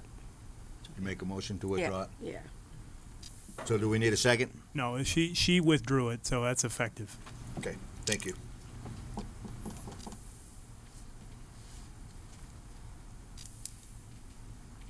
So now do we vote on the withdrawal? It's done. well, there's now no pending motion. It's done. So you still have the item before you. It seems like the board's consensus is to move on, but if there's no motion to approve it, you can just move on. So that motion's been withdrawn, and you can chair can seek a further motion. If there isn't one, you can move on to the next item. So can I have a consensus from the board? What do you want to do? I mean, if no one makes another motion, then you can just move on. Moving on to 3.10, Superintendent's recommendation. Approval of Superintendent's Advisory Council on English Language Development. I move that we approve the Superintendent Advisory Council on English Language Development. Second. Any discussion? I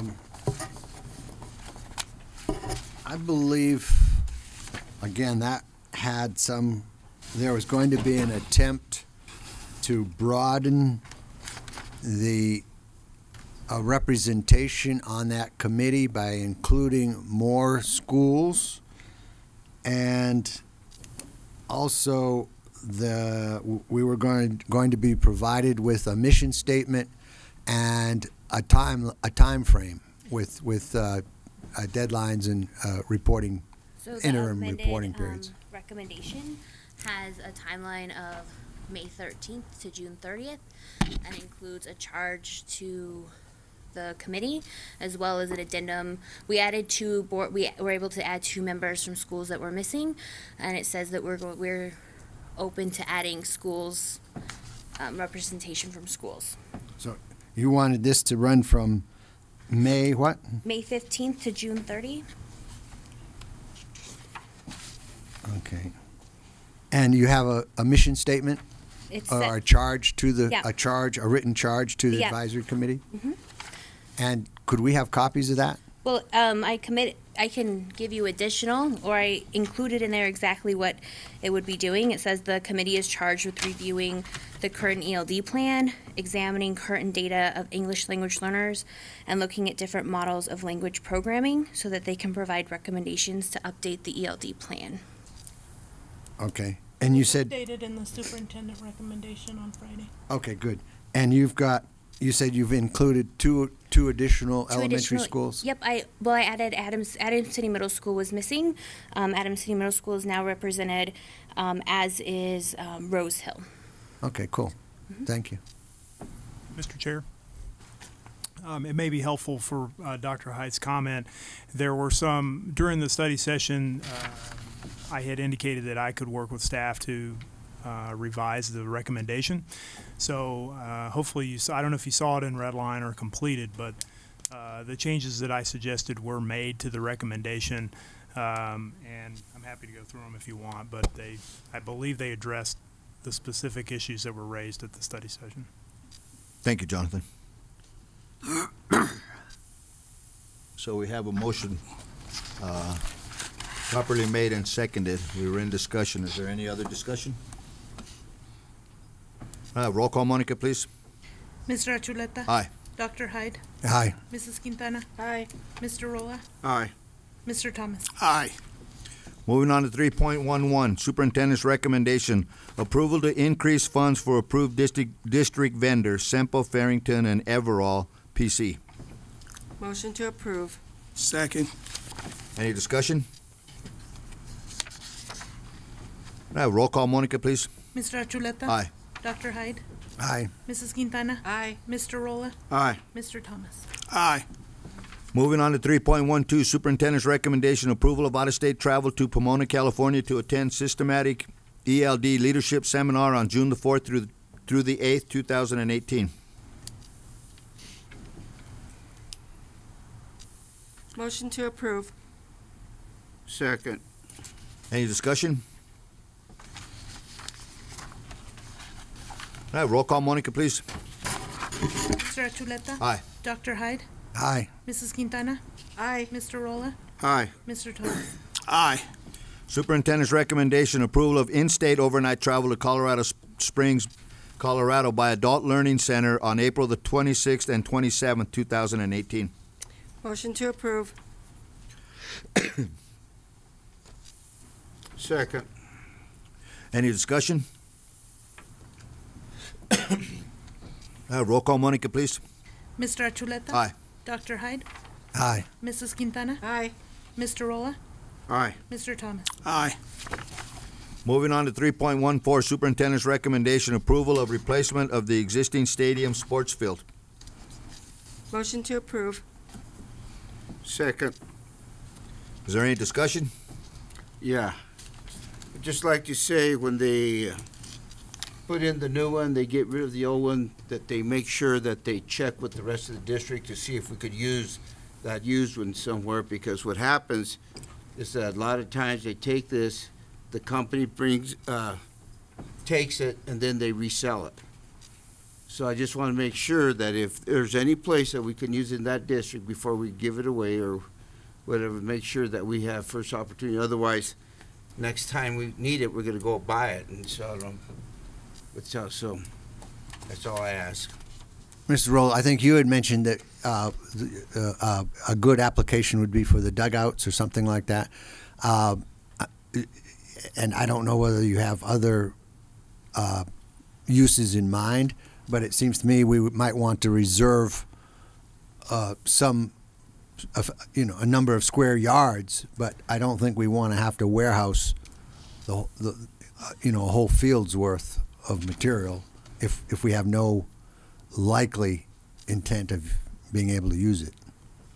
Also, maybe we could also sell it.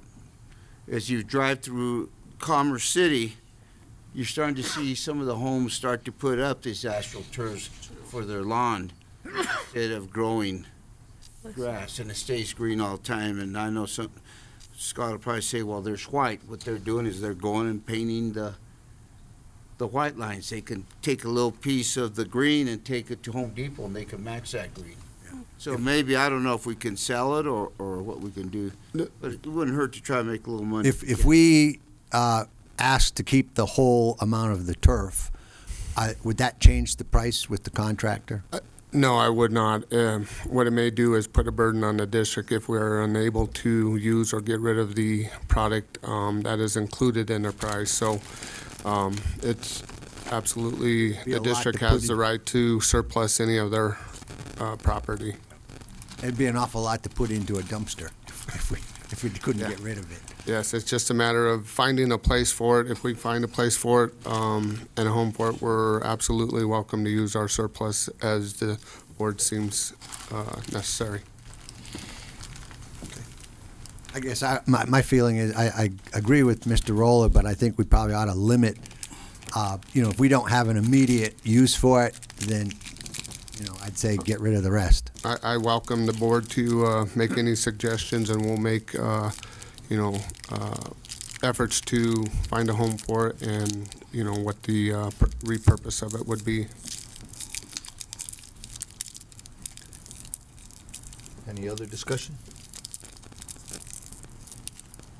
Roll call, Monica, please. Mr. Achuleta? Aye. Dr. Hyde? Aye. Mrs. Quintana? Aye. Mr. Rolla? Aye. Mr. Thomas? Aye. Moving on to 3.15, Superintendent's recommendation. Approval of budget increase for partial roof replacement at Kemp Elementary. So moved. Second. Any discussion? Roll call, Monica, please. Mr. Achuleta? Aye. Dr. Hyde? Aye.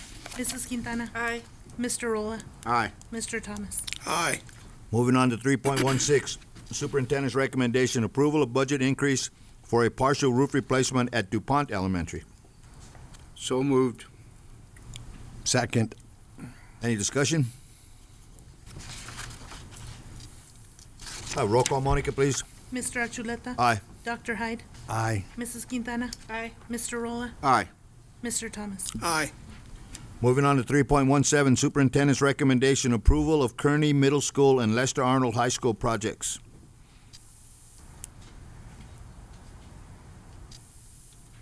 So moved. Second. Any discussion? Yes, I'd like to know what projects they're talking about. Or is that in the, I didn't get the chance to read it, but is it in the packet?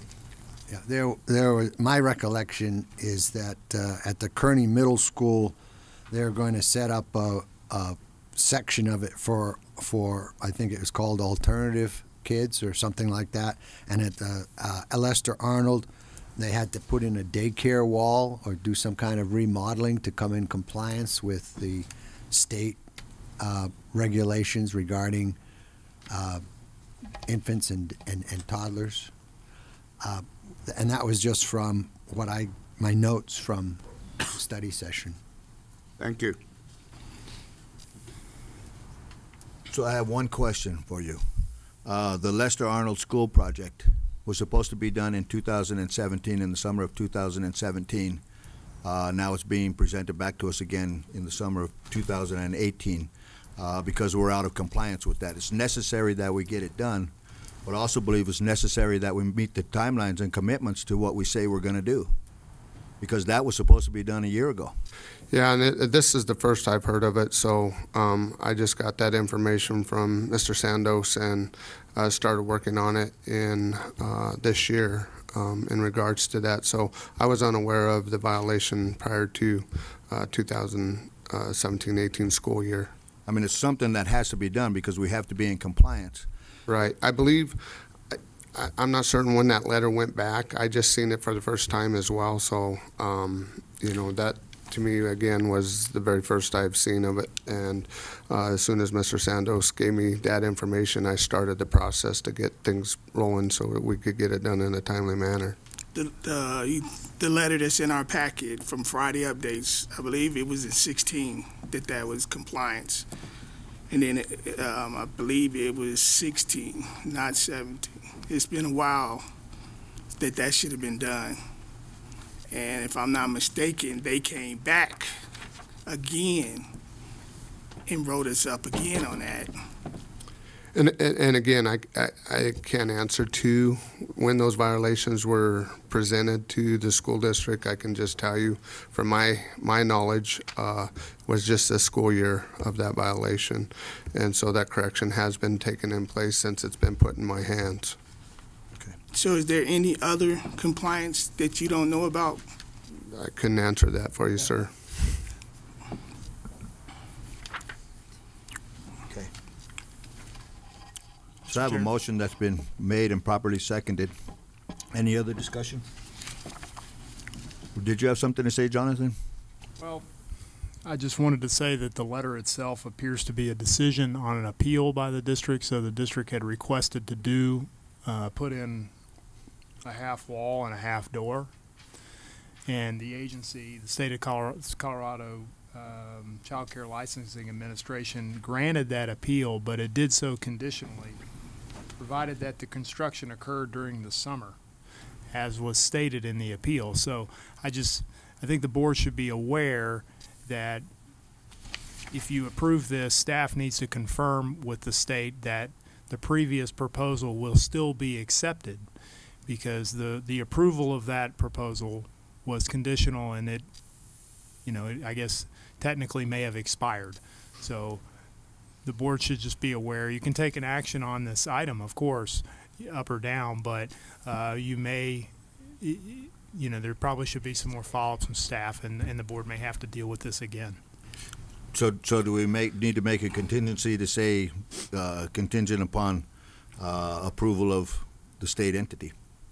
Yeah, that would be one way to address that. Because it may be a full one next time. It might not be a half wall, and it might cost a little bit more.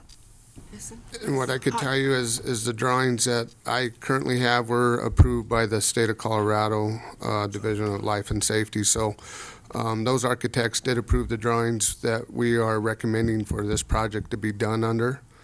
So I don't know if that overrides the state, but it is a state entity that approved those architectural drawings for that daycare project to be constructed on and meeting the need of that space. When was that approval? I'd have to look at the drawings. I'm not certain. I would have to look at the permit acceptance and from the state of Colorado. Can we table this? I was going to say I'd like to withdraw this because I'd like to look further into it, because state statute has changed on the daycare as well. So I wouldn't want to approve something that's going to be changed here in the near future. So if we could please withdraw this, because I'd like to see everything that's going on, because I'm not aware of some of the The Lester Arnold portion of it? The Lester Arnold. We could remove the whole item.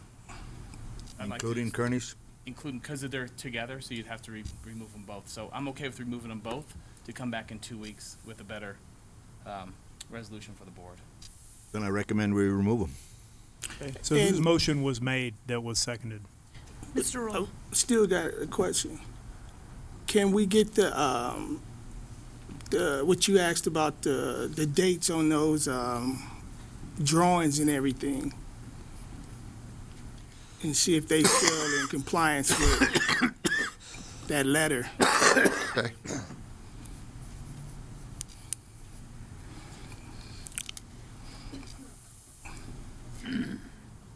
So, Mr. Rolla, can you amend your recommendation? Does he want to withdraw it? I recommend To withdraw it? to withdraw until further information. Okay, thank you. Moving on to 3.18, Superintendent's recommendation approval to contract with ABS Enterprise. So moved. Second. Any discussion? Roll call, Monica, please. Mr. Achuleta? Aye. Dr. Hyde? Aye. Mrs. Quintana? Aye. Mr. Rolla? Aye. Mr. Thomas? Aye. Moving on to 3.19, Superintendent's recommendation approval of the Boys and Girls Club contract extension. So moved. Second. Any discussion? Yes. The payment is $65,000, but in our packet, our Friday updates, they had the contract had it split in half with 2 different dates. And this doesn't have it. In the Boys and Girls contract, they got the money split in half at 2 different periods. And here it doesn't say that. It says $65,000.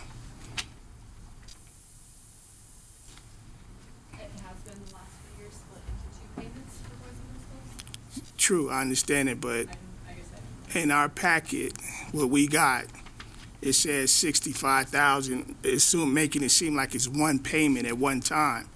The contract states in our packet there's 2 payments at 2 different times. So, And it's with two payments of $32,000 each. That's what it says. right, but we don't have it here. Yeah, see, what they should have put is for us to approve with the Boys and Girls Club, $65,000 at 2 payments of $32.50 On 2 different dates. on different dates. So that's it.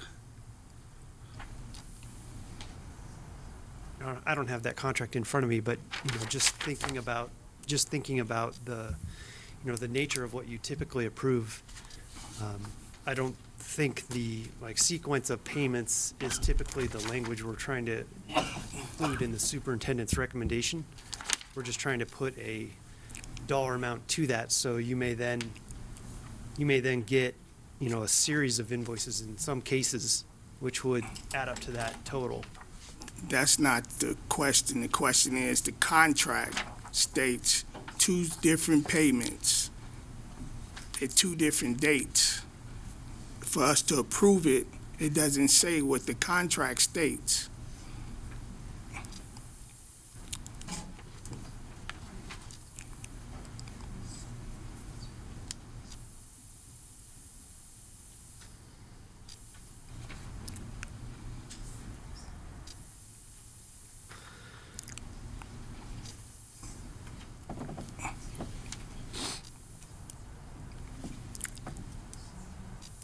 Yeah, I see here where it's saying What are the pay dates of the 2 payments? 2 separate payments, October 1st I don't and think we've made February that 13th. I don't think we made either payment. That's why it's for 65. Yeah, both of these payments are in the future. So typically, we wouldn't put language in the SUPREC saying when those payments would be made.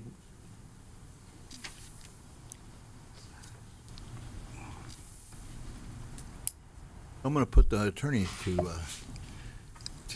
work. What can I do for you? So the conversation, you can hear the conversation happening. It's a rec for 65,000.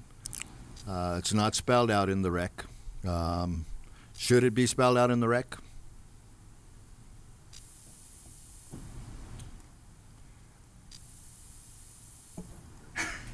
As long as everyone on the board is aware that it's too, I don't think there's an issue with the way the recommendation is phrased. I will say I have not been asked to review that contract. But, I don't think the issue of having separate payments needs to be spelled out as long as everyone understands what they're approving. 64 and not 65. Well, so that's the question. I mean, it would be legally effective to adopt it as drafted. That would still approve the agreement and the contract. Yeah. There are two separate issues. One is whether, one is the arithmetic issue that it doesn't add up to 65. It's 32 twice. Right. And apparently, I don't have a copy of it. Apparently, and it just says says simply 32,000. Yeah, right. And the second issue has to do with just simply uniformity in whatever documents we have. I don't think the board cares a whole lot as to whether it's made in 2 payments or 1, but my hunch is that Mr. Thomas is concerned about identifying the amount similarly in all references. Whatever you said, Doctor. But anyway, the money is wrong on the contract. For one, you bring it in front of the Board of Education, it says 65,000. That's wrong. So now you want the Board of Education to vote on a contract that's not even acceptable, period.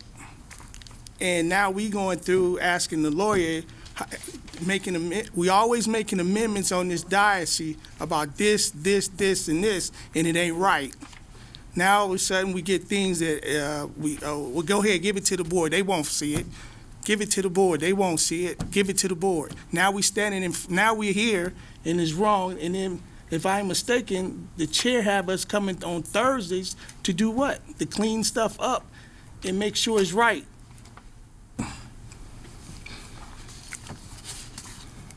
What would Mr. Thomas? What would you like to see happen in order to correct this situation? They need to do the contract over. Let John look at it and give us something that's correct. I mean, we get this. Oh, it's just Adams 14. Give it to him. It's just Adams 14. I'm sick of it. Is that an easy enough correction to make? It is. I'd like to apologize because actually this came from my department, and it's a $65,000 ongoing payment for several years. So we can correct that, but I would like to apologize. So can I get a motion to, or do I need to make a motion to pull this until we get further, or table it until we get further information and have you look at the agreement? You could, but I believe that we're in the same situation we've been in earlier tonight, though. The motion was already made and seconded, so if somebody wants to withdraw their motion, they could. Made the motion, or you could move get to that table. recommendation from you? Did you? It was Mr. Rolla. Mr. Rolla. Yeah, I did. Yeah. So what do you want? Motion to table it until we get further Okay. notification. Does he want to withdraw? Motion. To pull it. Yeah, Motion to pull it until we get the language straightened out in the contract. Okay. Well, if Mr. Rolla wants to withdraw his motion, then it won't be it will not be presented to the board again, I presume, until it is ready. Okay. So I can just get you a motion to withdraw. I just said it. So he's withdrawing it. Effective. Okay, it's effective. All right, moving on to 3.2, Superintendent's recommendation, approval to purchase elementary K-5 benchmark education consumable materials. So moved. Second. Any discussion? Roll call, Monica, please. Mr. Archuleta? Aye. Dr. Hyde? Aye. Mrs. Quintana? Aye. Mr. Rolla? Aye. Mr. Thomas? Aye. Moving on to 3.21, Superintendent's recommendation, approval to purchase elementary K-5 math in focus consumable materials. Motion to approve. Second. Any discussion? Can I have roll call, Monica, please? Mr. Archuleta? Aye. Dr. Hyde? Aye. Mrs. Quintana? Aye. Mr. Rolla? Aye. Mr. Thomas? Aye. Moving on to Roman numeral, I think that's 4, right? Yep. Roman numeral 4, communications. First of all, does the board have any communications for the community or anybody that you want to have a communication about? Because I do have a little bit of business I need to take care of.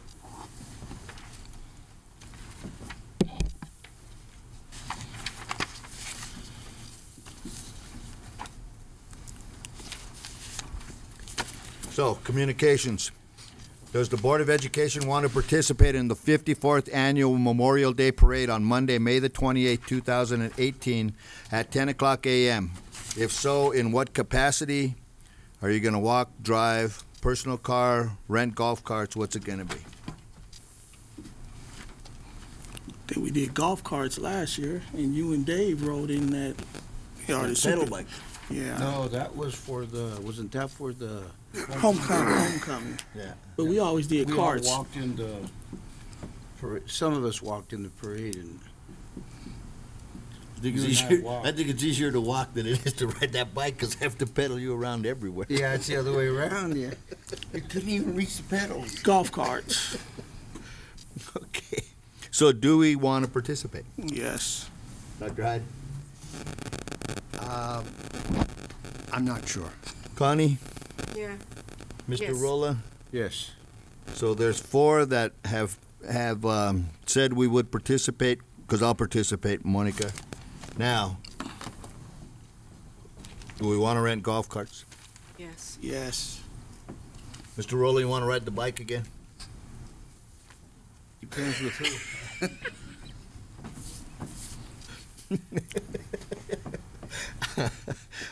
I'm okay with golf carts also, so. What do you think, or do you want to walk? I don't care. Maybe I'll drive my vet. Yeah, I'll probably walk. So I'll probably walk. 2 golf carts, Monica? Okay. Okay, does the board want to participate in the Commerce City Rotary Golf Tournament on Friday, July the 27th, 2018 at 7:30? If so, how many foursomes? So what we've done in the past is always gotten 2 foursomes. So in the past, we've done corporate sponsor, a fun way to be involved in this great cause, la-da-da-da-da. 1 foursome in the amount of $750. Yeah, but we've always gotten 2. We've gotten 2, okay. Yeah.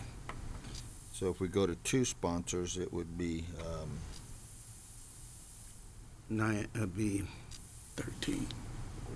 1,500. It'd be 13. It'll be 13 because if we sign up before June 1st, it would be 1,300. Oh. So do we want to participate?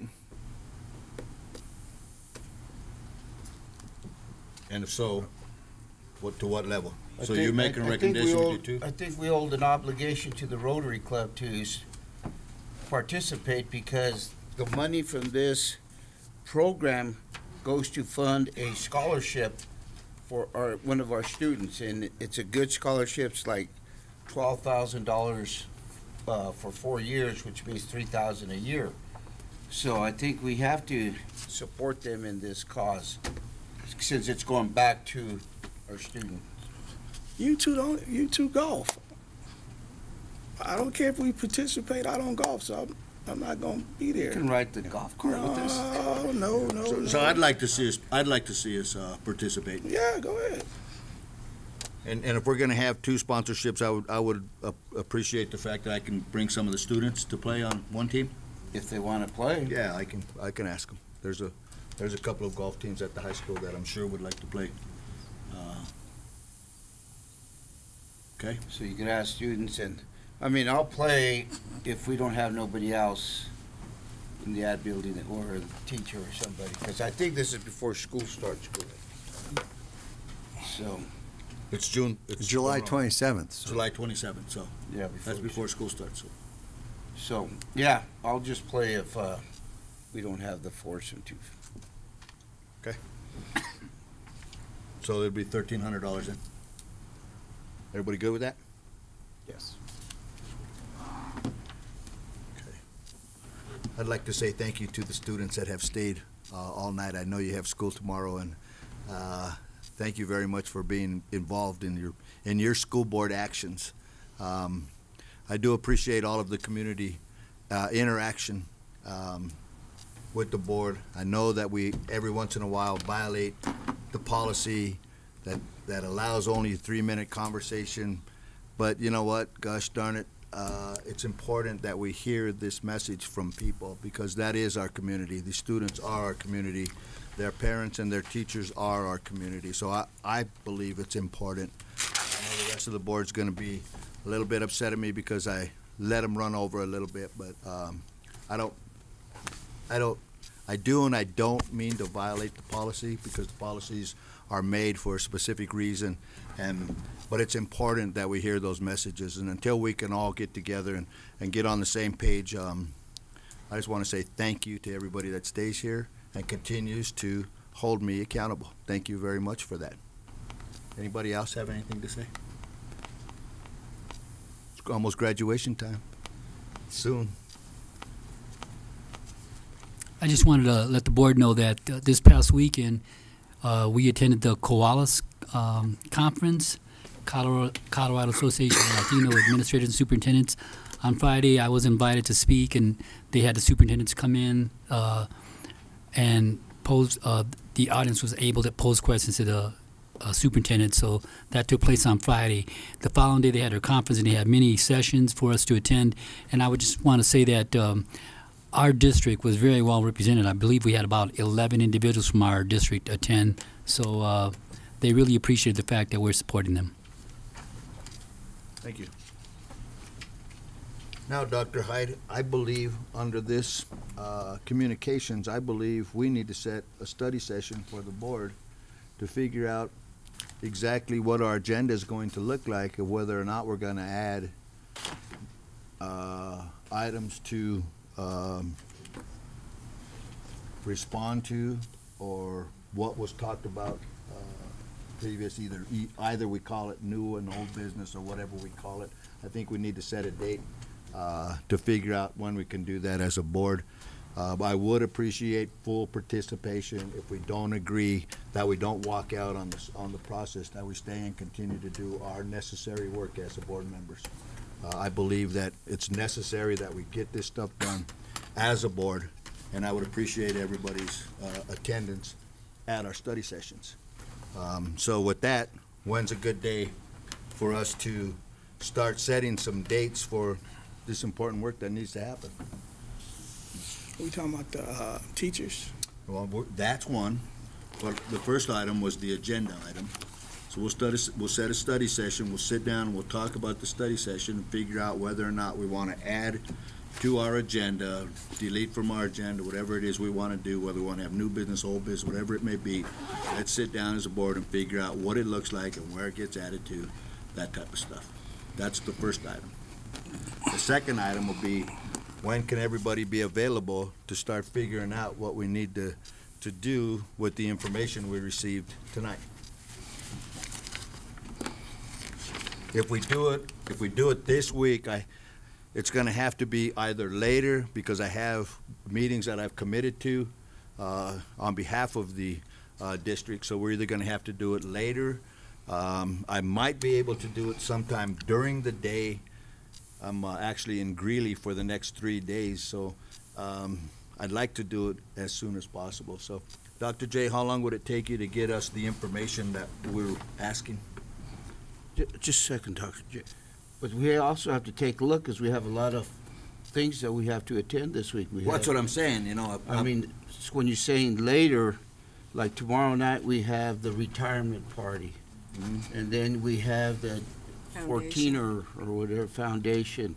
So I think before we could decide what days, I don't know if we're all going to all those various things, but we also should make sure that we have representation at those Right. functions. I know I'll be at all of them, so. I'll be there.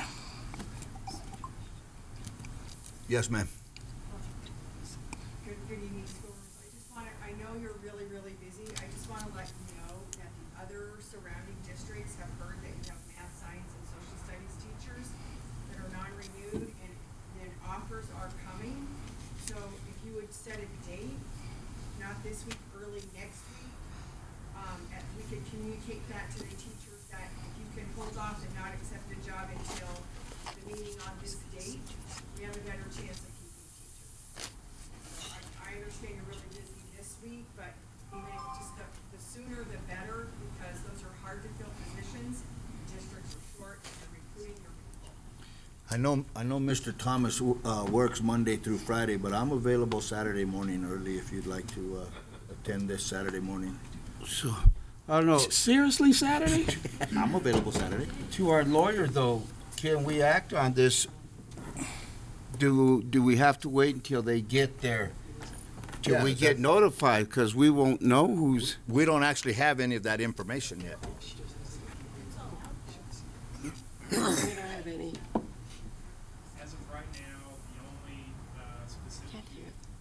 As of right now, the only specifics you have are the resignations that you pulled off tonight. So until have we those individuals. formally receive the non-renewals, we can't do anything. Well, it would be more appropriate for the board to wait until you had that, and you could request particular information, such as a file or whatever you wanted, about any individuals that would be proposed for non-renewal. But we should talk further about this. This gets into some legal advice, and we can talk further about it off in the executive session if you choose. Okay. And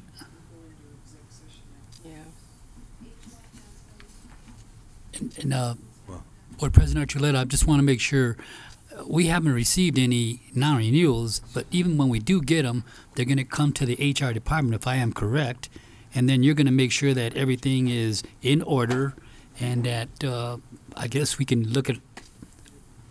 Do you want to suggest or how we do the process? Because it has to still go through two more steps. It has to go through HR and it has to go through the superintendent, and hopefully.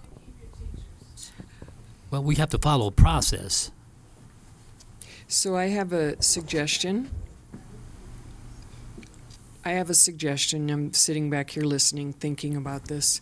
So right now, principals are, HR has guided the principals on process, but principals have made the decisions substantively as to which teachers they believe should be non-renewed. So, and they've notified them accordingly.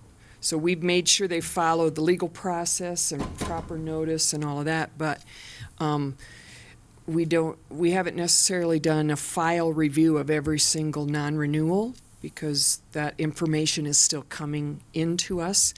Given what you've talked about tonight, my thought would be, and this is just one idea, would be that maybe 3 or 4 of us, administrators, and I'm thinking of exactly, and I haven't even run this by you, or you haven't even gotten this from a legal perspective, but we could do 3 or 4 of us, and I would suggest myself and Dr. Patterson and Matt Schwartz, and maybe even Sheila. To some degree, we're neutral. We also have, among all of us, experience as principals, superintendents, etc. And we do what I call a file review. And we go out to the school, the 4 of us. We would have to do this this week, and Monday and Tuesday, probably spend Monday and Tuesday all day in the high school and drop everything we're doing and what's on our calendar and go there and review the file. We'd be looking for things like formal disciplinary letters, behavioral issues have been documented, concerns that have been brought forward to the teacher, and that would be what I would call a file review. where we'd see what's been documented and what the teacher has already notified, because I do think there are some, rather than stop all non-renewals, there are some that have letters of reprimand and have several issues and warnings that are on the record. But that's not all of them.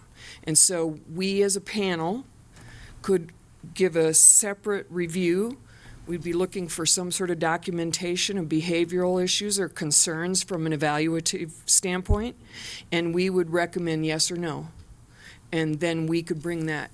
And then only those that we say, yes, we do recommend, we move forward with, and the superintendent agrees, we'd bring them a group of those that are kind of easy answers, so to speak, because they're documented.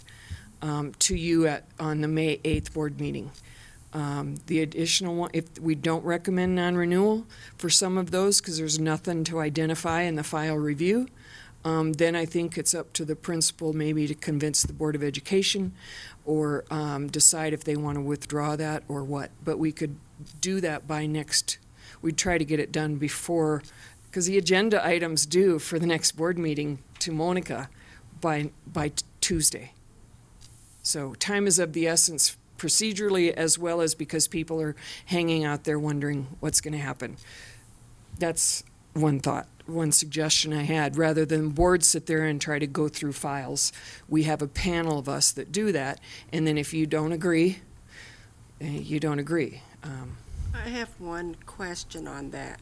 You said to see if they had disciplinary complaints. Yeah. I would also like to have you check to see if they were talk to their union reps in that, because I know Gina's pretty. She works very well with the teachers, so. Not all teachers ask to have union representation with them. But we don't know that. Okay. So that's what I'm saying. Okay. We don't know that. If they have any complaints in there, they should have had the opportunity to write on that complaint or state that they was offered their rep. So if there is a written complaint, that should be in there. And so I'm just... Yeah, no, and I understand, and that's why I said the file review would be, of course, it's not a gotcha game, so you can't have a whole stack of concerns and complaints filed by parents against a teacher, and those have never been shared with the teacher. That's not a, so I would be looking for that. But what I'm saying is, you were saying a complaint. If there was a complaint used against them for the non-renewal, they should have been made aware of that complaint and been able to sign off on that. And had an opportunity to respond in some way, shape, or form, and had an opportunity to have an association rep there if they chose to. Yeah, absolutely. I would be looking for, it would have had to have been shared with a teacher, and it's not good, it's not news to them. Right. So that would be one of the things we'd be looking at in the file review. That's I got just a couple things here. Number one, I would say when you talk about setting up your committee, I think that we should have Gina out there. And the mere fact is because, let's face it, we're not trusted. And even if you go through that committee, they're going to say you didn't prepare. So this way, I think if we have somebody from the association in there with you, you don't have to be part of your committee, but she could just oversee it to make sure that everything was done properly, because I think there's very little trust right now on this board and in our administrators and so forth. So I think we got to make sure that we cover our tracks. I just want to be proactive. So my thought on that would be, because not all teachers choose to have their confidential personnel information shared with the union necessarily. And some do. Some of these that I'm talking about that I'm aware of, I know Gina's already familiar with them because she was with us she's been involved in this process. So, but at least we could clear out of the way some of those that are really not as questionable or challenged, because all 100% of them are not challenged and questionable. And which is unfortunate because all of them are held up now, even though there's several with a lot of documentation. I would certainly be willing to the panel do this, and then I go back and sit with Gina and say, we have this, this, and this with the teacher's permission to share that with Gina on this person. Any objection? And then the second thing is, when you sit with the committee, I know you talked about reprimanded files and complaint files, but also take a look at the evaluation forms. Right. I believe if they're non-probationary teachers, or they're not on tenure, if they still have it, but I believe they have to be evaluated twice a year. See if they're in Because there. one of the things that we did last year, we found out that some of the teachers were only evaluated one time, and that was against the policy, if that's still the policy, being evaluated twice a year. So I would also recommend that we look at policy there. So performance, the evaluation process, we do look at that procedurally.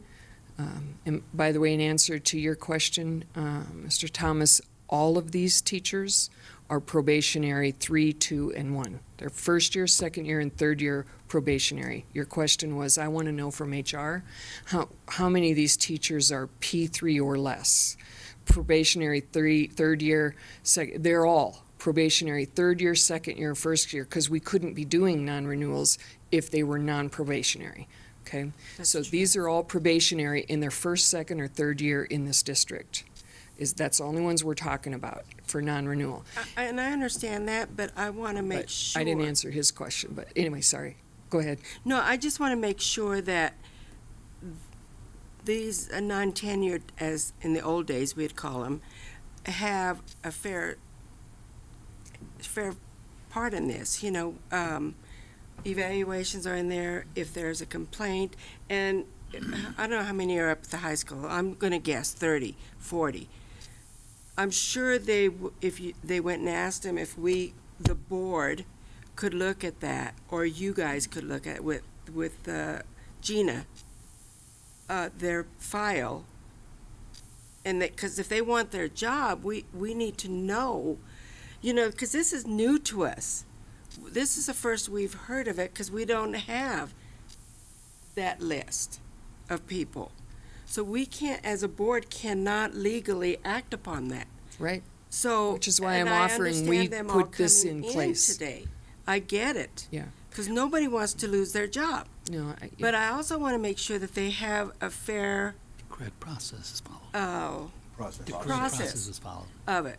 And I know I could trust you and take your word. I could Dr. J, but 3 years ago, we did the exiting of some of these same type of situations, and what they shared with us was not what we had heard from the administration. So we've been through this before. Right. So we just want to make sure our kids, this is their future, and we need to get out of turnaround. And I know we hear this all the time, but we need to make sure that the teachers have the same opportunity that's fair. I want to make sure if they have a complaint that they have the right resources presented to them. Not to say, you either resign or we let you go. And if they let them go, then they have a hard time getting another job. Am I correct, Dave? Because they were fired. So I just want to make sure it's fair for them.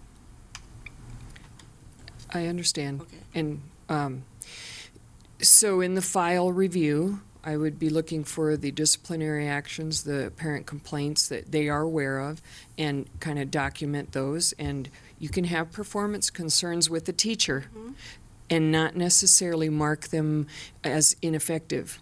Right. So you can have an effective evaluation and still choose to non-renew. Why? Because under Colorado law, they get non-probationary status in year 4. And non-probationary status means it's very, very limited on what grounds then a district can use to move a teacher out if they're not performing properly, et cetera, or have disciplinary issues, whatever. But those first 3 years are called probation for a reason. They're probationary. It's a chance for the district to really check them out and see how they like them, how they fit, how they work with kids, how they interact with their peers, a whole lot of things. And they can also decide to say they're effective in overall in performance, but there are some concerns I have around classroom management. It isn't enough that, because when you do all of the standards under the ed effectiveness rubric, you can have several issues of concerns and still the teacher ends up with an overall performance, and that's fine. But you can non-renew them for other reasons because they're probationary, and this is your opportunity to really see if they work, if they fit. A teacher might be recommended for non-renewal by one principal, and they can apply for a job in our district. They can all reapply for a job in our district with someone else, and another principal may like them and say, I want them, and I'll take them. And so they are not barred from continuing to be looked at from others, because sometimes it is a fit. They don't fit well. See, those are harder to assess, but it is what the probationary period of 3 years is for. But of course, I agree wholeheartedly with you that there has to be a fairness element to all of it. And there does, you know, maybe they don't fit with the principal. I don't know. But I want to make sure, you know, to get I've seen many of them, to get told that you don't have a job as of the end of this year. That's really harsh. Yep. You know, and they're questioning, am I teaching to the satisfaction that I should be? And if I'm not, where are the resources to come in and help them? Because I have to say I did hear some of this, that some of these staff members, they did not have, and I won't even name the school or what, but they did not even have someone come in to help train them. So I'm concerned with that, you know. So what you're going well beyond what I would call a standard file review. Okay, so I understand that, and but so you I have would to understand that's what we're hearing. You know, and we've been through this before. And I understand, but so maybe you don't want a recommendation from the team, the panel of 3 or 4 of us who are neutral as best we can be. I know we work for the district, but we haven't been involved in several of these, and the principal's making the recommendation. We could second guess that looking at a file review. If you wanted us to listen to every single case and the back and forth, he said, she said, we're talking about a month of work. I'm just and talking, so I'd be reluctant to volunteer to move in, and I can't guarantee you that you won't still hear, even if they have 3 letters of reprimand in their file, that, well, they didn't have the resources, and they didn't have this, and they didn't have that. But what I'm saying is I just want to make sure they're treated fairly, you know, and it's not a personality conflict. And just to help the board, I think we usually do these steps anyway, because again, we don't know numbers. I've heard a lot of stories on numbers. I went to one particular principal and I asked, and the individual gave me the correct number, which was not what I'd heard. But I think what Darcy's saying here is just that let's take that extra step to make sure with our administrators that, I don't know what kind of numbers are coming our way, but I think that if you scrutinize it and take that extra step that we always do and work with them to say, I don't know what number we're talking about, but is this a number? And then they could probably reduce that number to whatever you're going to say, the ones that were agreed upon. I mean, with HR, and Gina has already, I mean, they probably talked to some. And then when they came to you, well, it still has to go to the next step with me. And again, I've got to sit down with them to make sure exactly what you said. Is everything done properly? Did we follow the correct protocol? You know, are these valid? And then by the time they do get to the board, I don't think number is going to be what you're hearing. I'm hoping not. But if they're willing to do those steps, I think they're going to be working with the union, correct? Because they're usually involved in when you guys are doing this anyway. And then do that extra process to help the board, because again, you did hear a lot of concerns. And Dr. J, No, we, I understand. the board, are the one that gets the backlash. And I understand, but we don't know what numbers are coming our way yet because we haven't received anything. But I think that they could, what this committee could do is help intervene so that whatever numbers do come our way, it's going to be a reduction of those numbers. Well, I got a question. If it's going to be a reduction of those numbers, why are they giving them non-renewals anyway then? I don't get that. You saying if it's 10 and it's going to be it's going to be reduction, that means it's going to be 5. So why is 5 people get the non-renewal?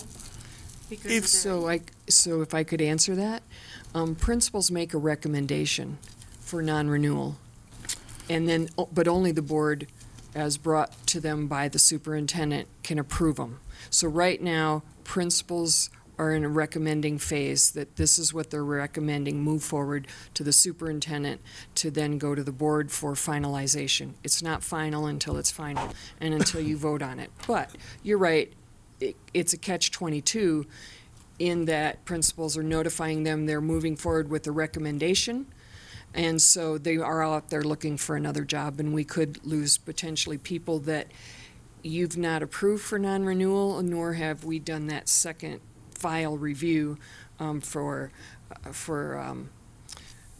bring forward to you. So I understand that, but if we're doing the numbers and you got 30 teachers at the high school and your team go over there and take 15 off the list, why were they on the list in the first place? So then that's showing the Board of Education that we have, I ain't gonna say that word, but we got people that's doing things based on not doing them correctly. Fair enough. So it's, I beg the difference about, I think they need to double check, Superintendent, these non-renewals that they giving these teachers, because your staff is going to check, and then the Board of Education is going to check to double check. So if we going to do, and I believe I heard board members up here saying, we don't have time to micromanage. To me, this is micromanaging. And if they was doing things ethically, accountability, and right, we shouldn't be having this 20, 40-minute conversation about this. This should be done correctly and by the book. And I keep saying this over and over. It's Adams 14. Go ahead and do it. They won't mind. Go ahead and do it. That has to stop. So I just want to make one comment, based on the fact that we do need to move into executive session after this to continue this conversation. But I will make one statement prior to you speaking to justify all of this language. My concern is what I hear is retaliation and fear of retaliation. And what I hear from you is that people may have an acceptable evaluation, but they don't fit into this criteria, so we're going to get rid of you. That's retaliation, in my opinion. That's what I want to have conversation with the attorney about what we're looking for and how we're going to figure out what's going to be the best way to move forward, because I do not want to take away the ability of the principal to fairly evaluate a teacher. But I do have concerns with just up and up cutting somebody because I've got an issue with you. If there's remedial action that needs to happen with an educator to get them up to speed, I've asked this numerous times, and I don't know if this is the proper place to say this, but I've asked for this numerous times. If we've got teachers who are failing the district or failing the students because of lack of training, whatever it may be, why aren't we giving that training to them before we cut them? Because these are good teachers. These are teachers that have developed, you've seen it tonight, these are teachers that have developed a relationship with a lot of these students, and it's not fair to the students. And if we are a district that cares about our students, then we need to look at things differently. It's not about I'm the boss and you're the employee. If you don't do it my way, it's the highway.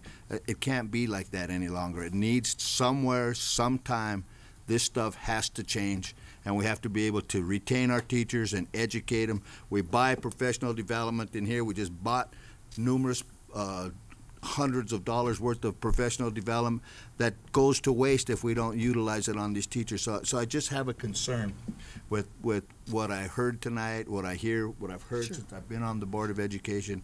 And one of our main goals as the Board of Education is to retain teachers. That's one of our main goals. And when I hear numbers, whether they're right or wrong, those are the numbers that I'm hearing. I get concerned about it, and I want to have this conversation. So I do want to ask Jonathan, we do need to move into executive session, Jonathan. And I just wanted to throw it out there as an option for you before you left and before you did what you need to do and make your decisions. And believe me, if you'd rather do the review, you know, you can work with this brilliant man over here on how you might do that instead. So thank you for your time. Thank you, Darcy. My understanding is whoever does the review, the employee in question has a right to be present. Is that correct? No. No? Oh, okay. If you do a file. If the board does it, the employee can be present if they choose. But if you do a file review, it's not necessary. It's different. Right. Now, and I have been in Gina's spot. I've been a union president, so I do know puts her in a very precarious situation to ask her to come into our review with administration and side and agree that this person should be let go and this one shouldn't, because she can't do that. She represents the teachers. I don't think she should be able to do so, that. I mean, I'm just saying, but I would certainly commit, because that's how we work together, to talk to her and say, you know, this one has this, and this. This one has no evidence to support hard evidence. The reason I think we suggested Gina, because she's not really connected to the staff members as Barb McDowell would be.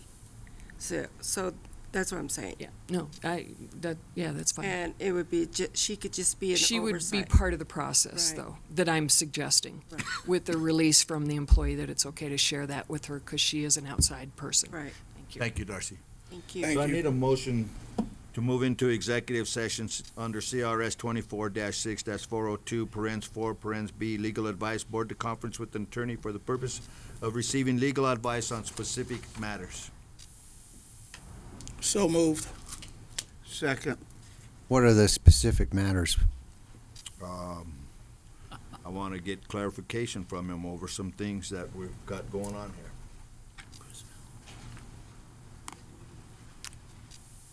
What are they? That's privileged information that I'll let you know back there. So we have a motion on the table to move in, and we've got a second. Under discussion. Do you have any discussion? Yeah, I think we have. I'm going to raise this issue one more time. That this is under CRS.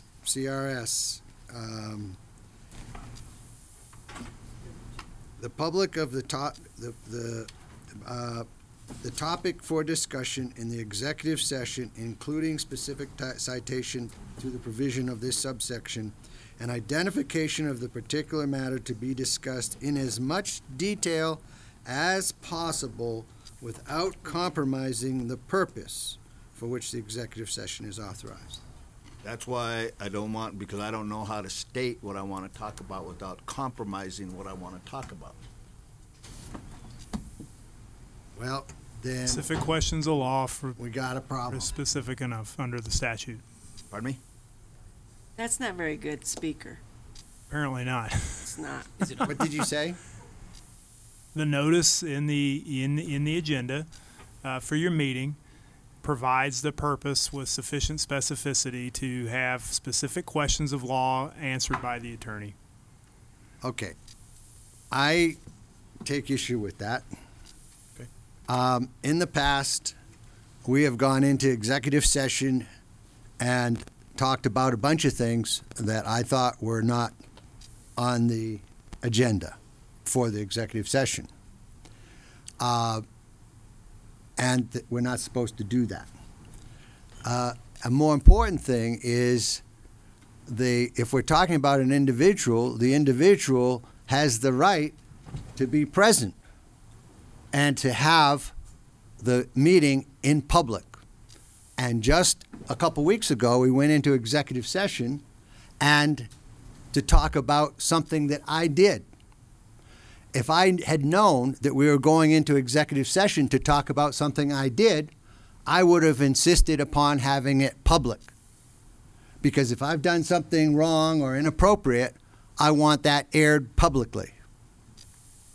And then I will stop at that. Okay. So we have a motion on the table to move in. We were in discussion, been properly seconded. Can I have roll call, Monica, please? Mr. Archuleta? Aye. Dr. Hyde? No. Mrs. Quintana?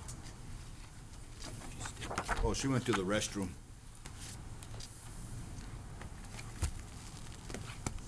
Mr. Rolla? Aye. Mr. Thomas? Aye. And we'll wait for Mrs. Quintana's vote.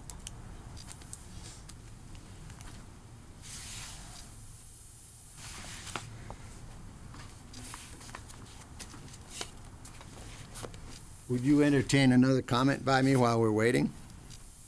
We're in the voting portion of it. If you want to wait until Connie votes, then you can make your comment.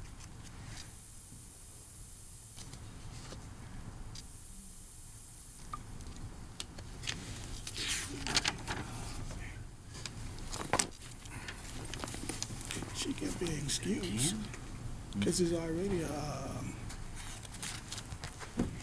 minority. Aye.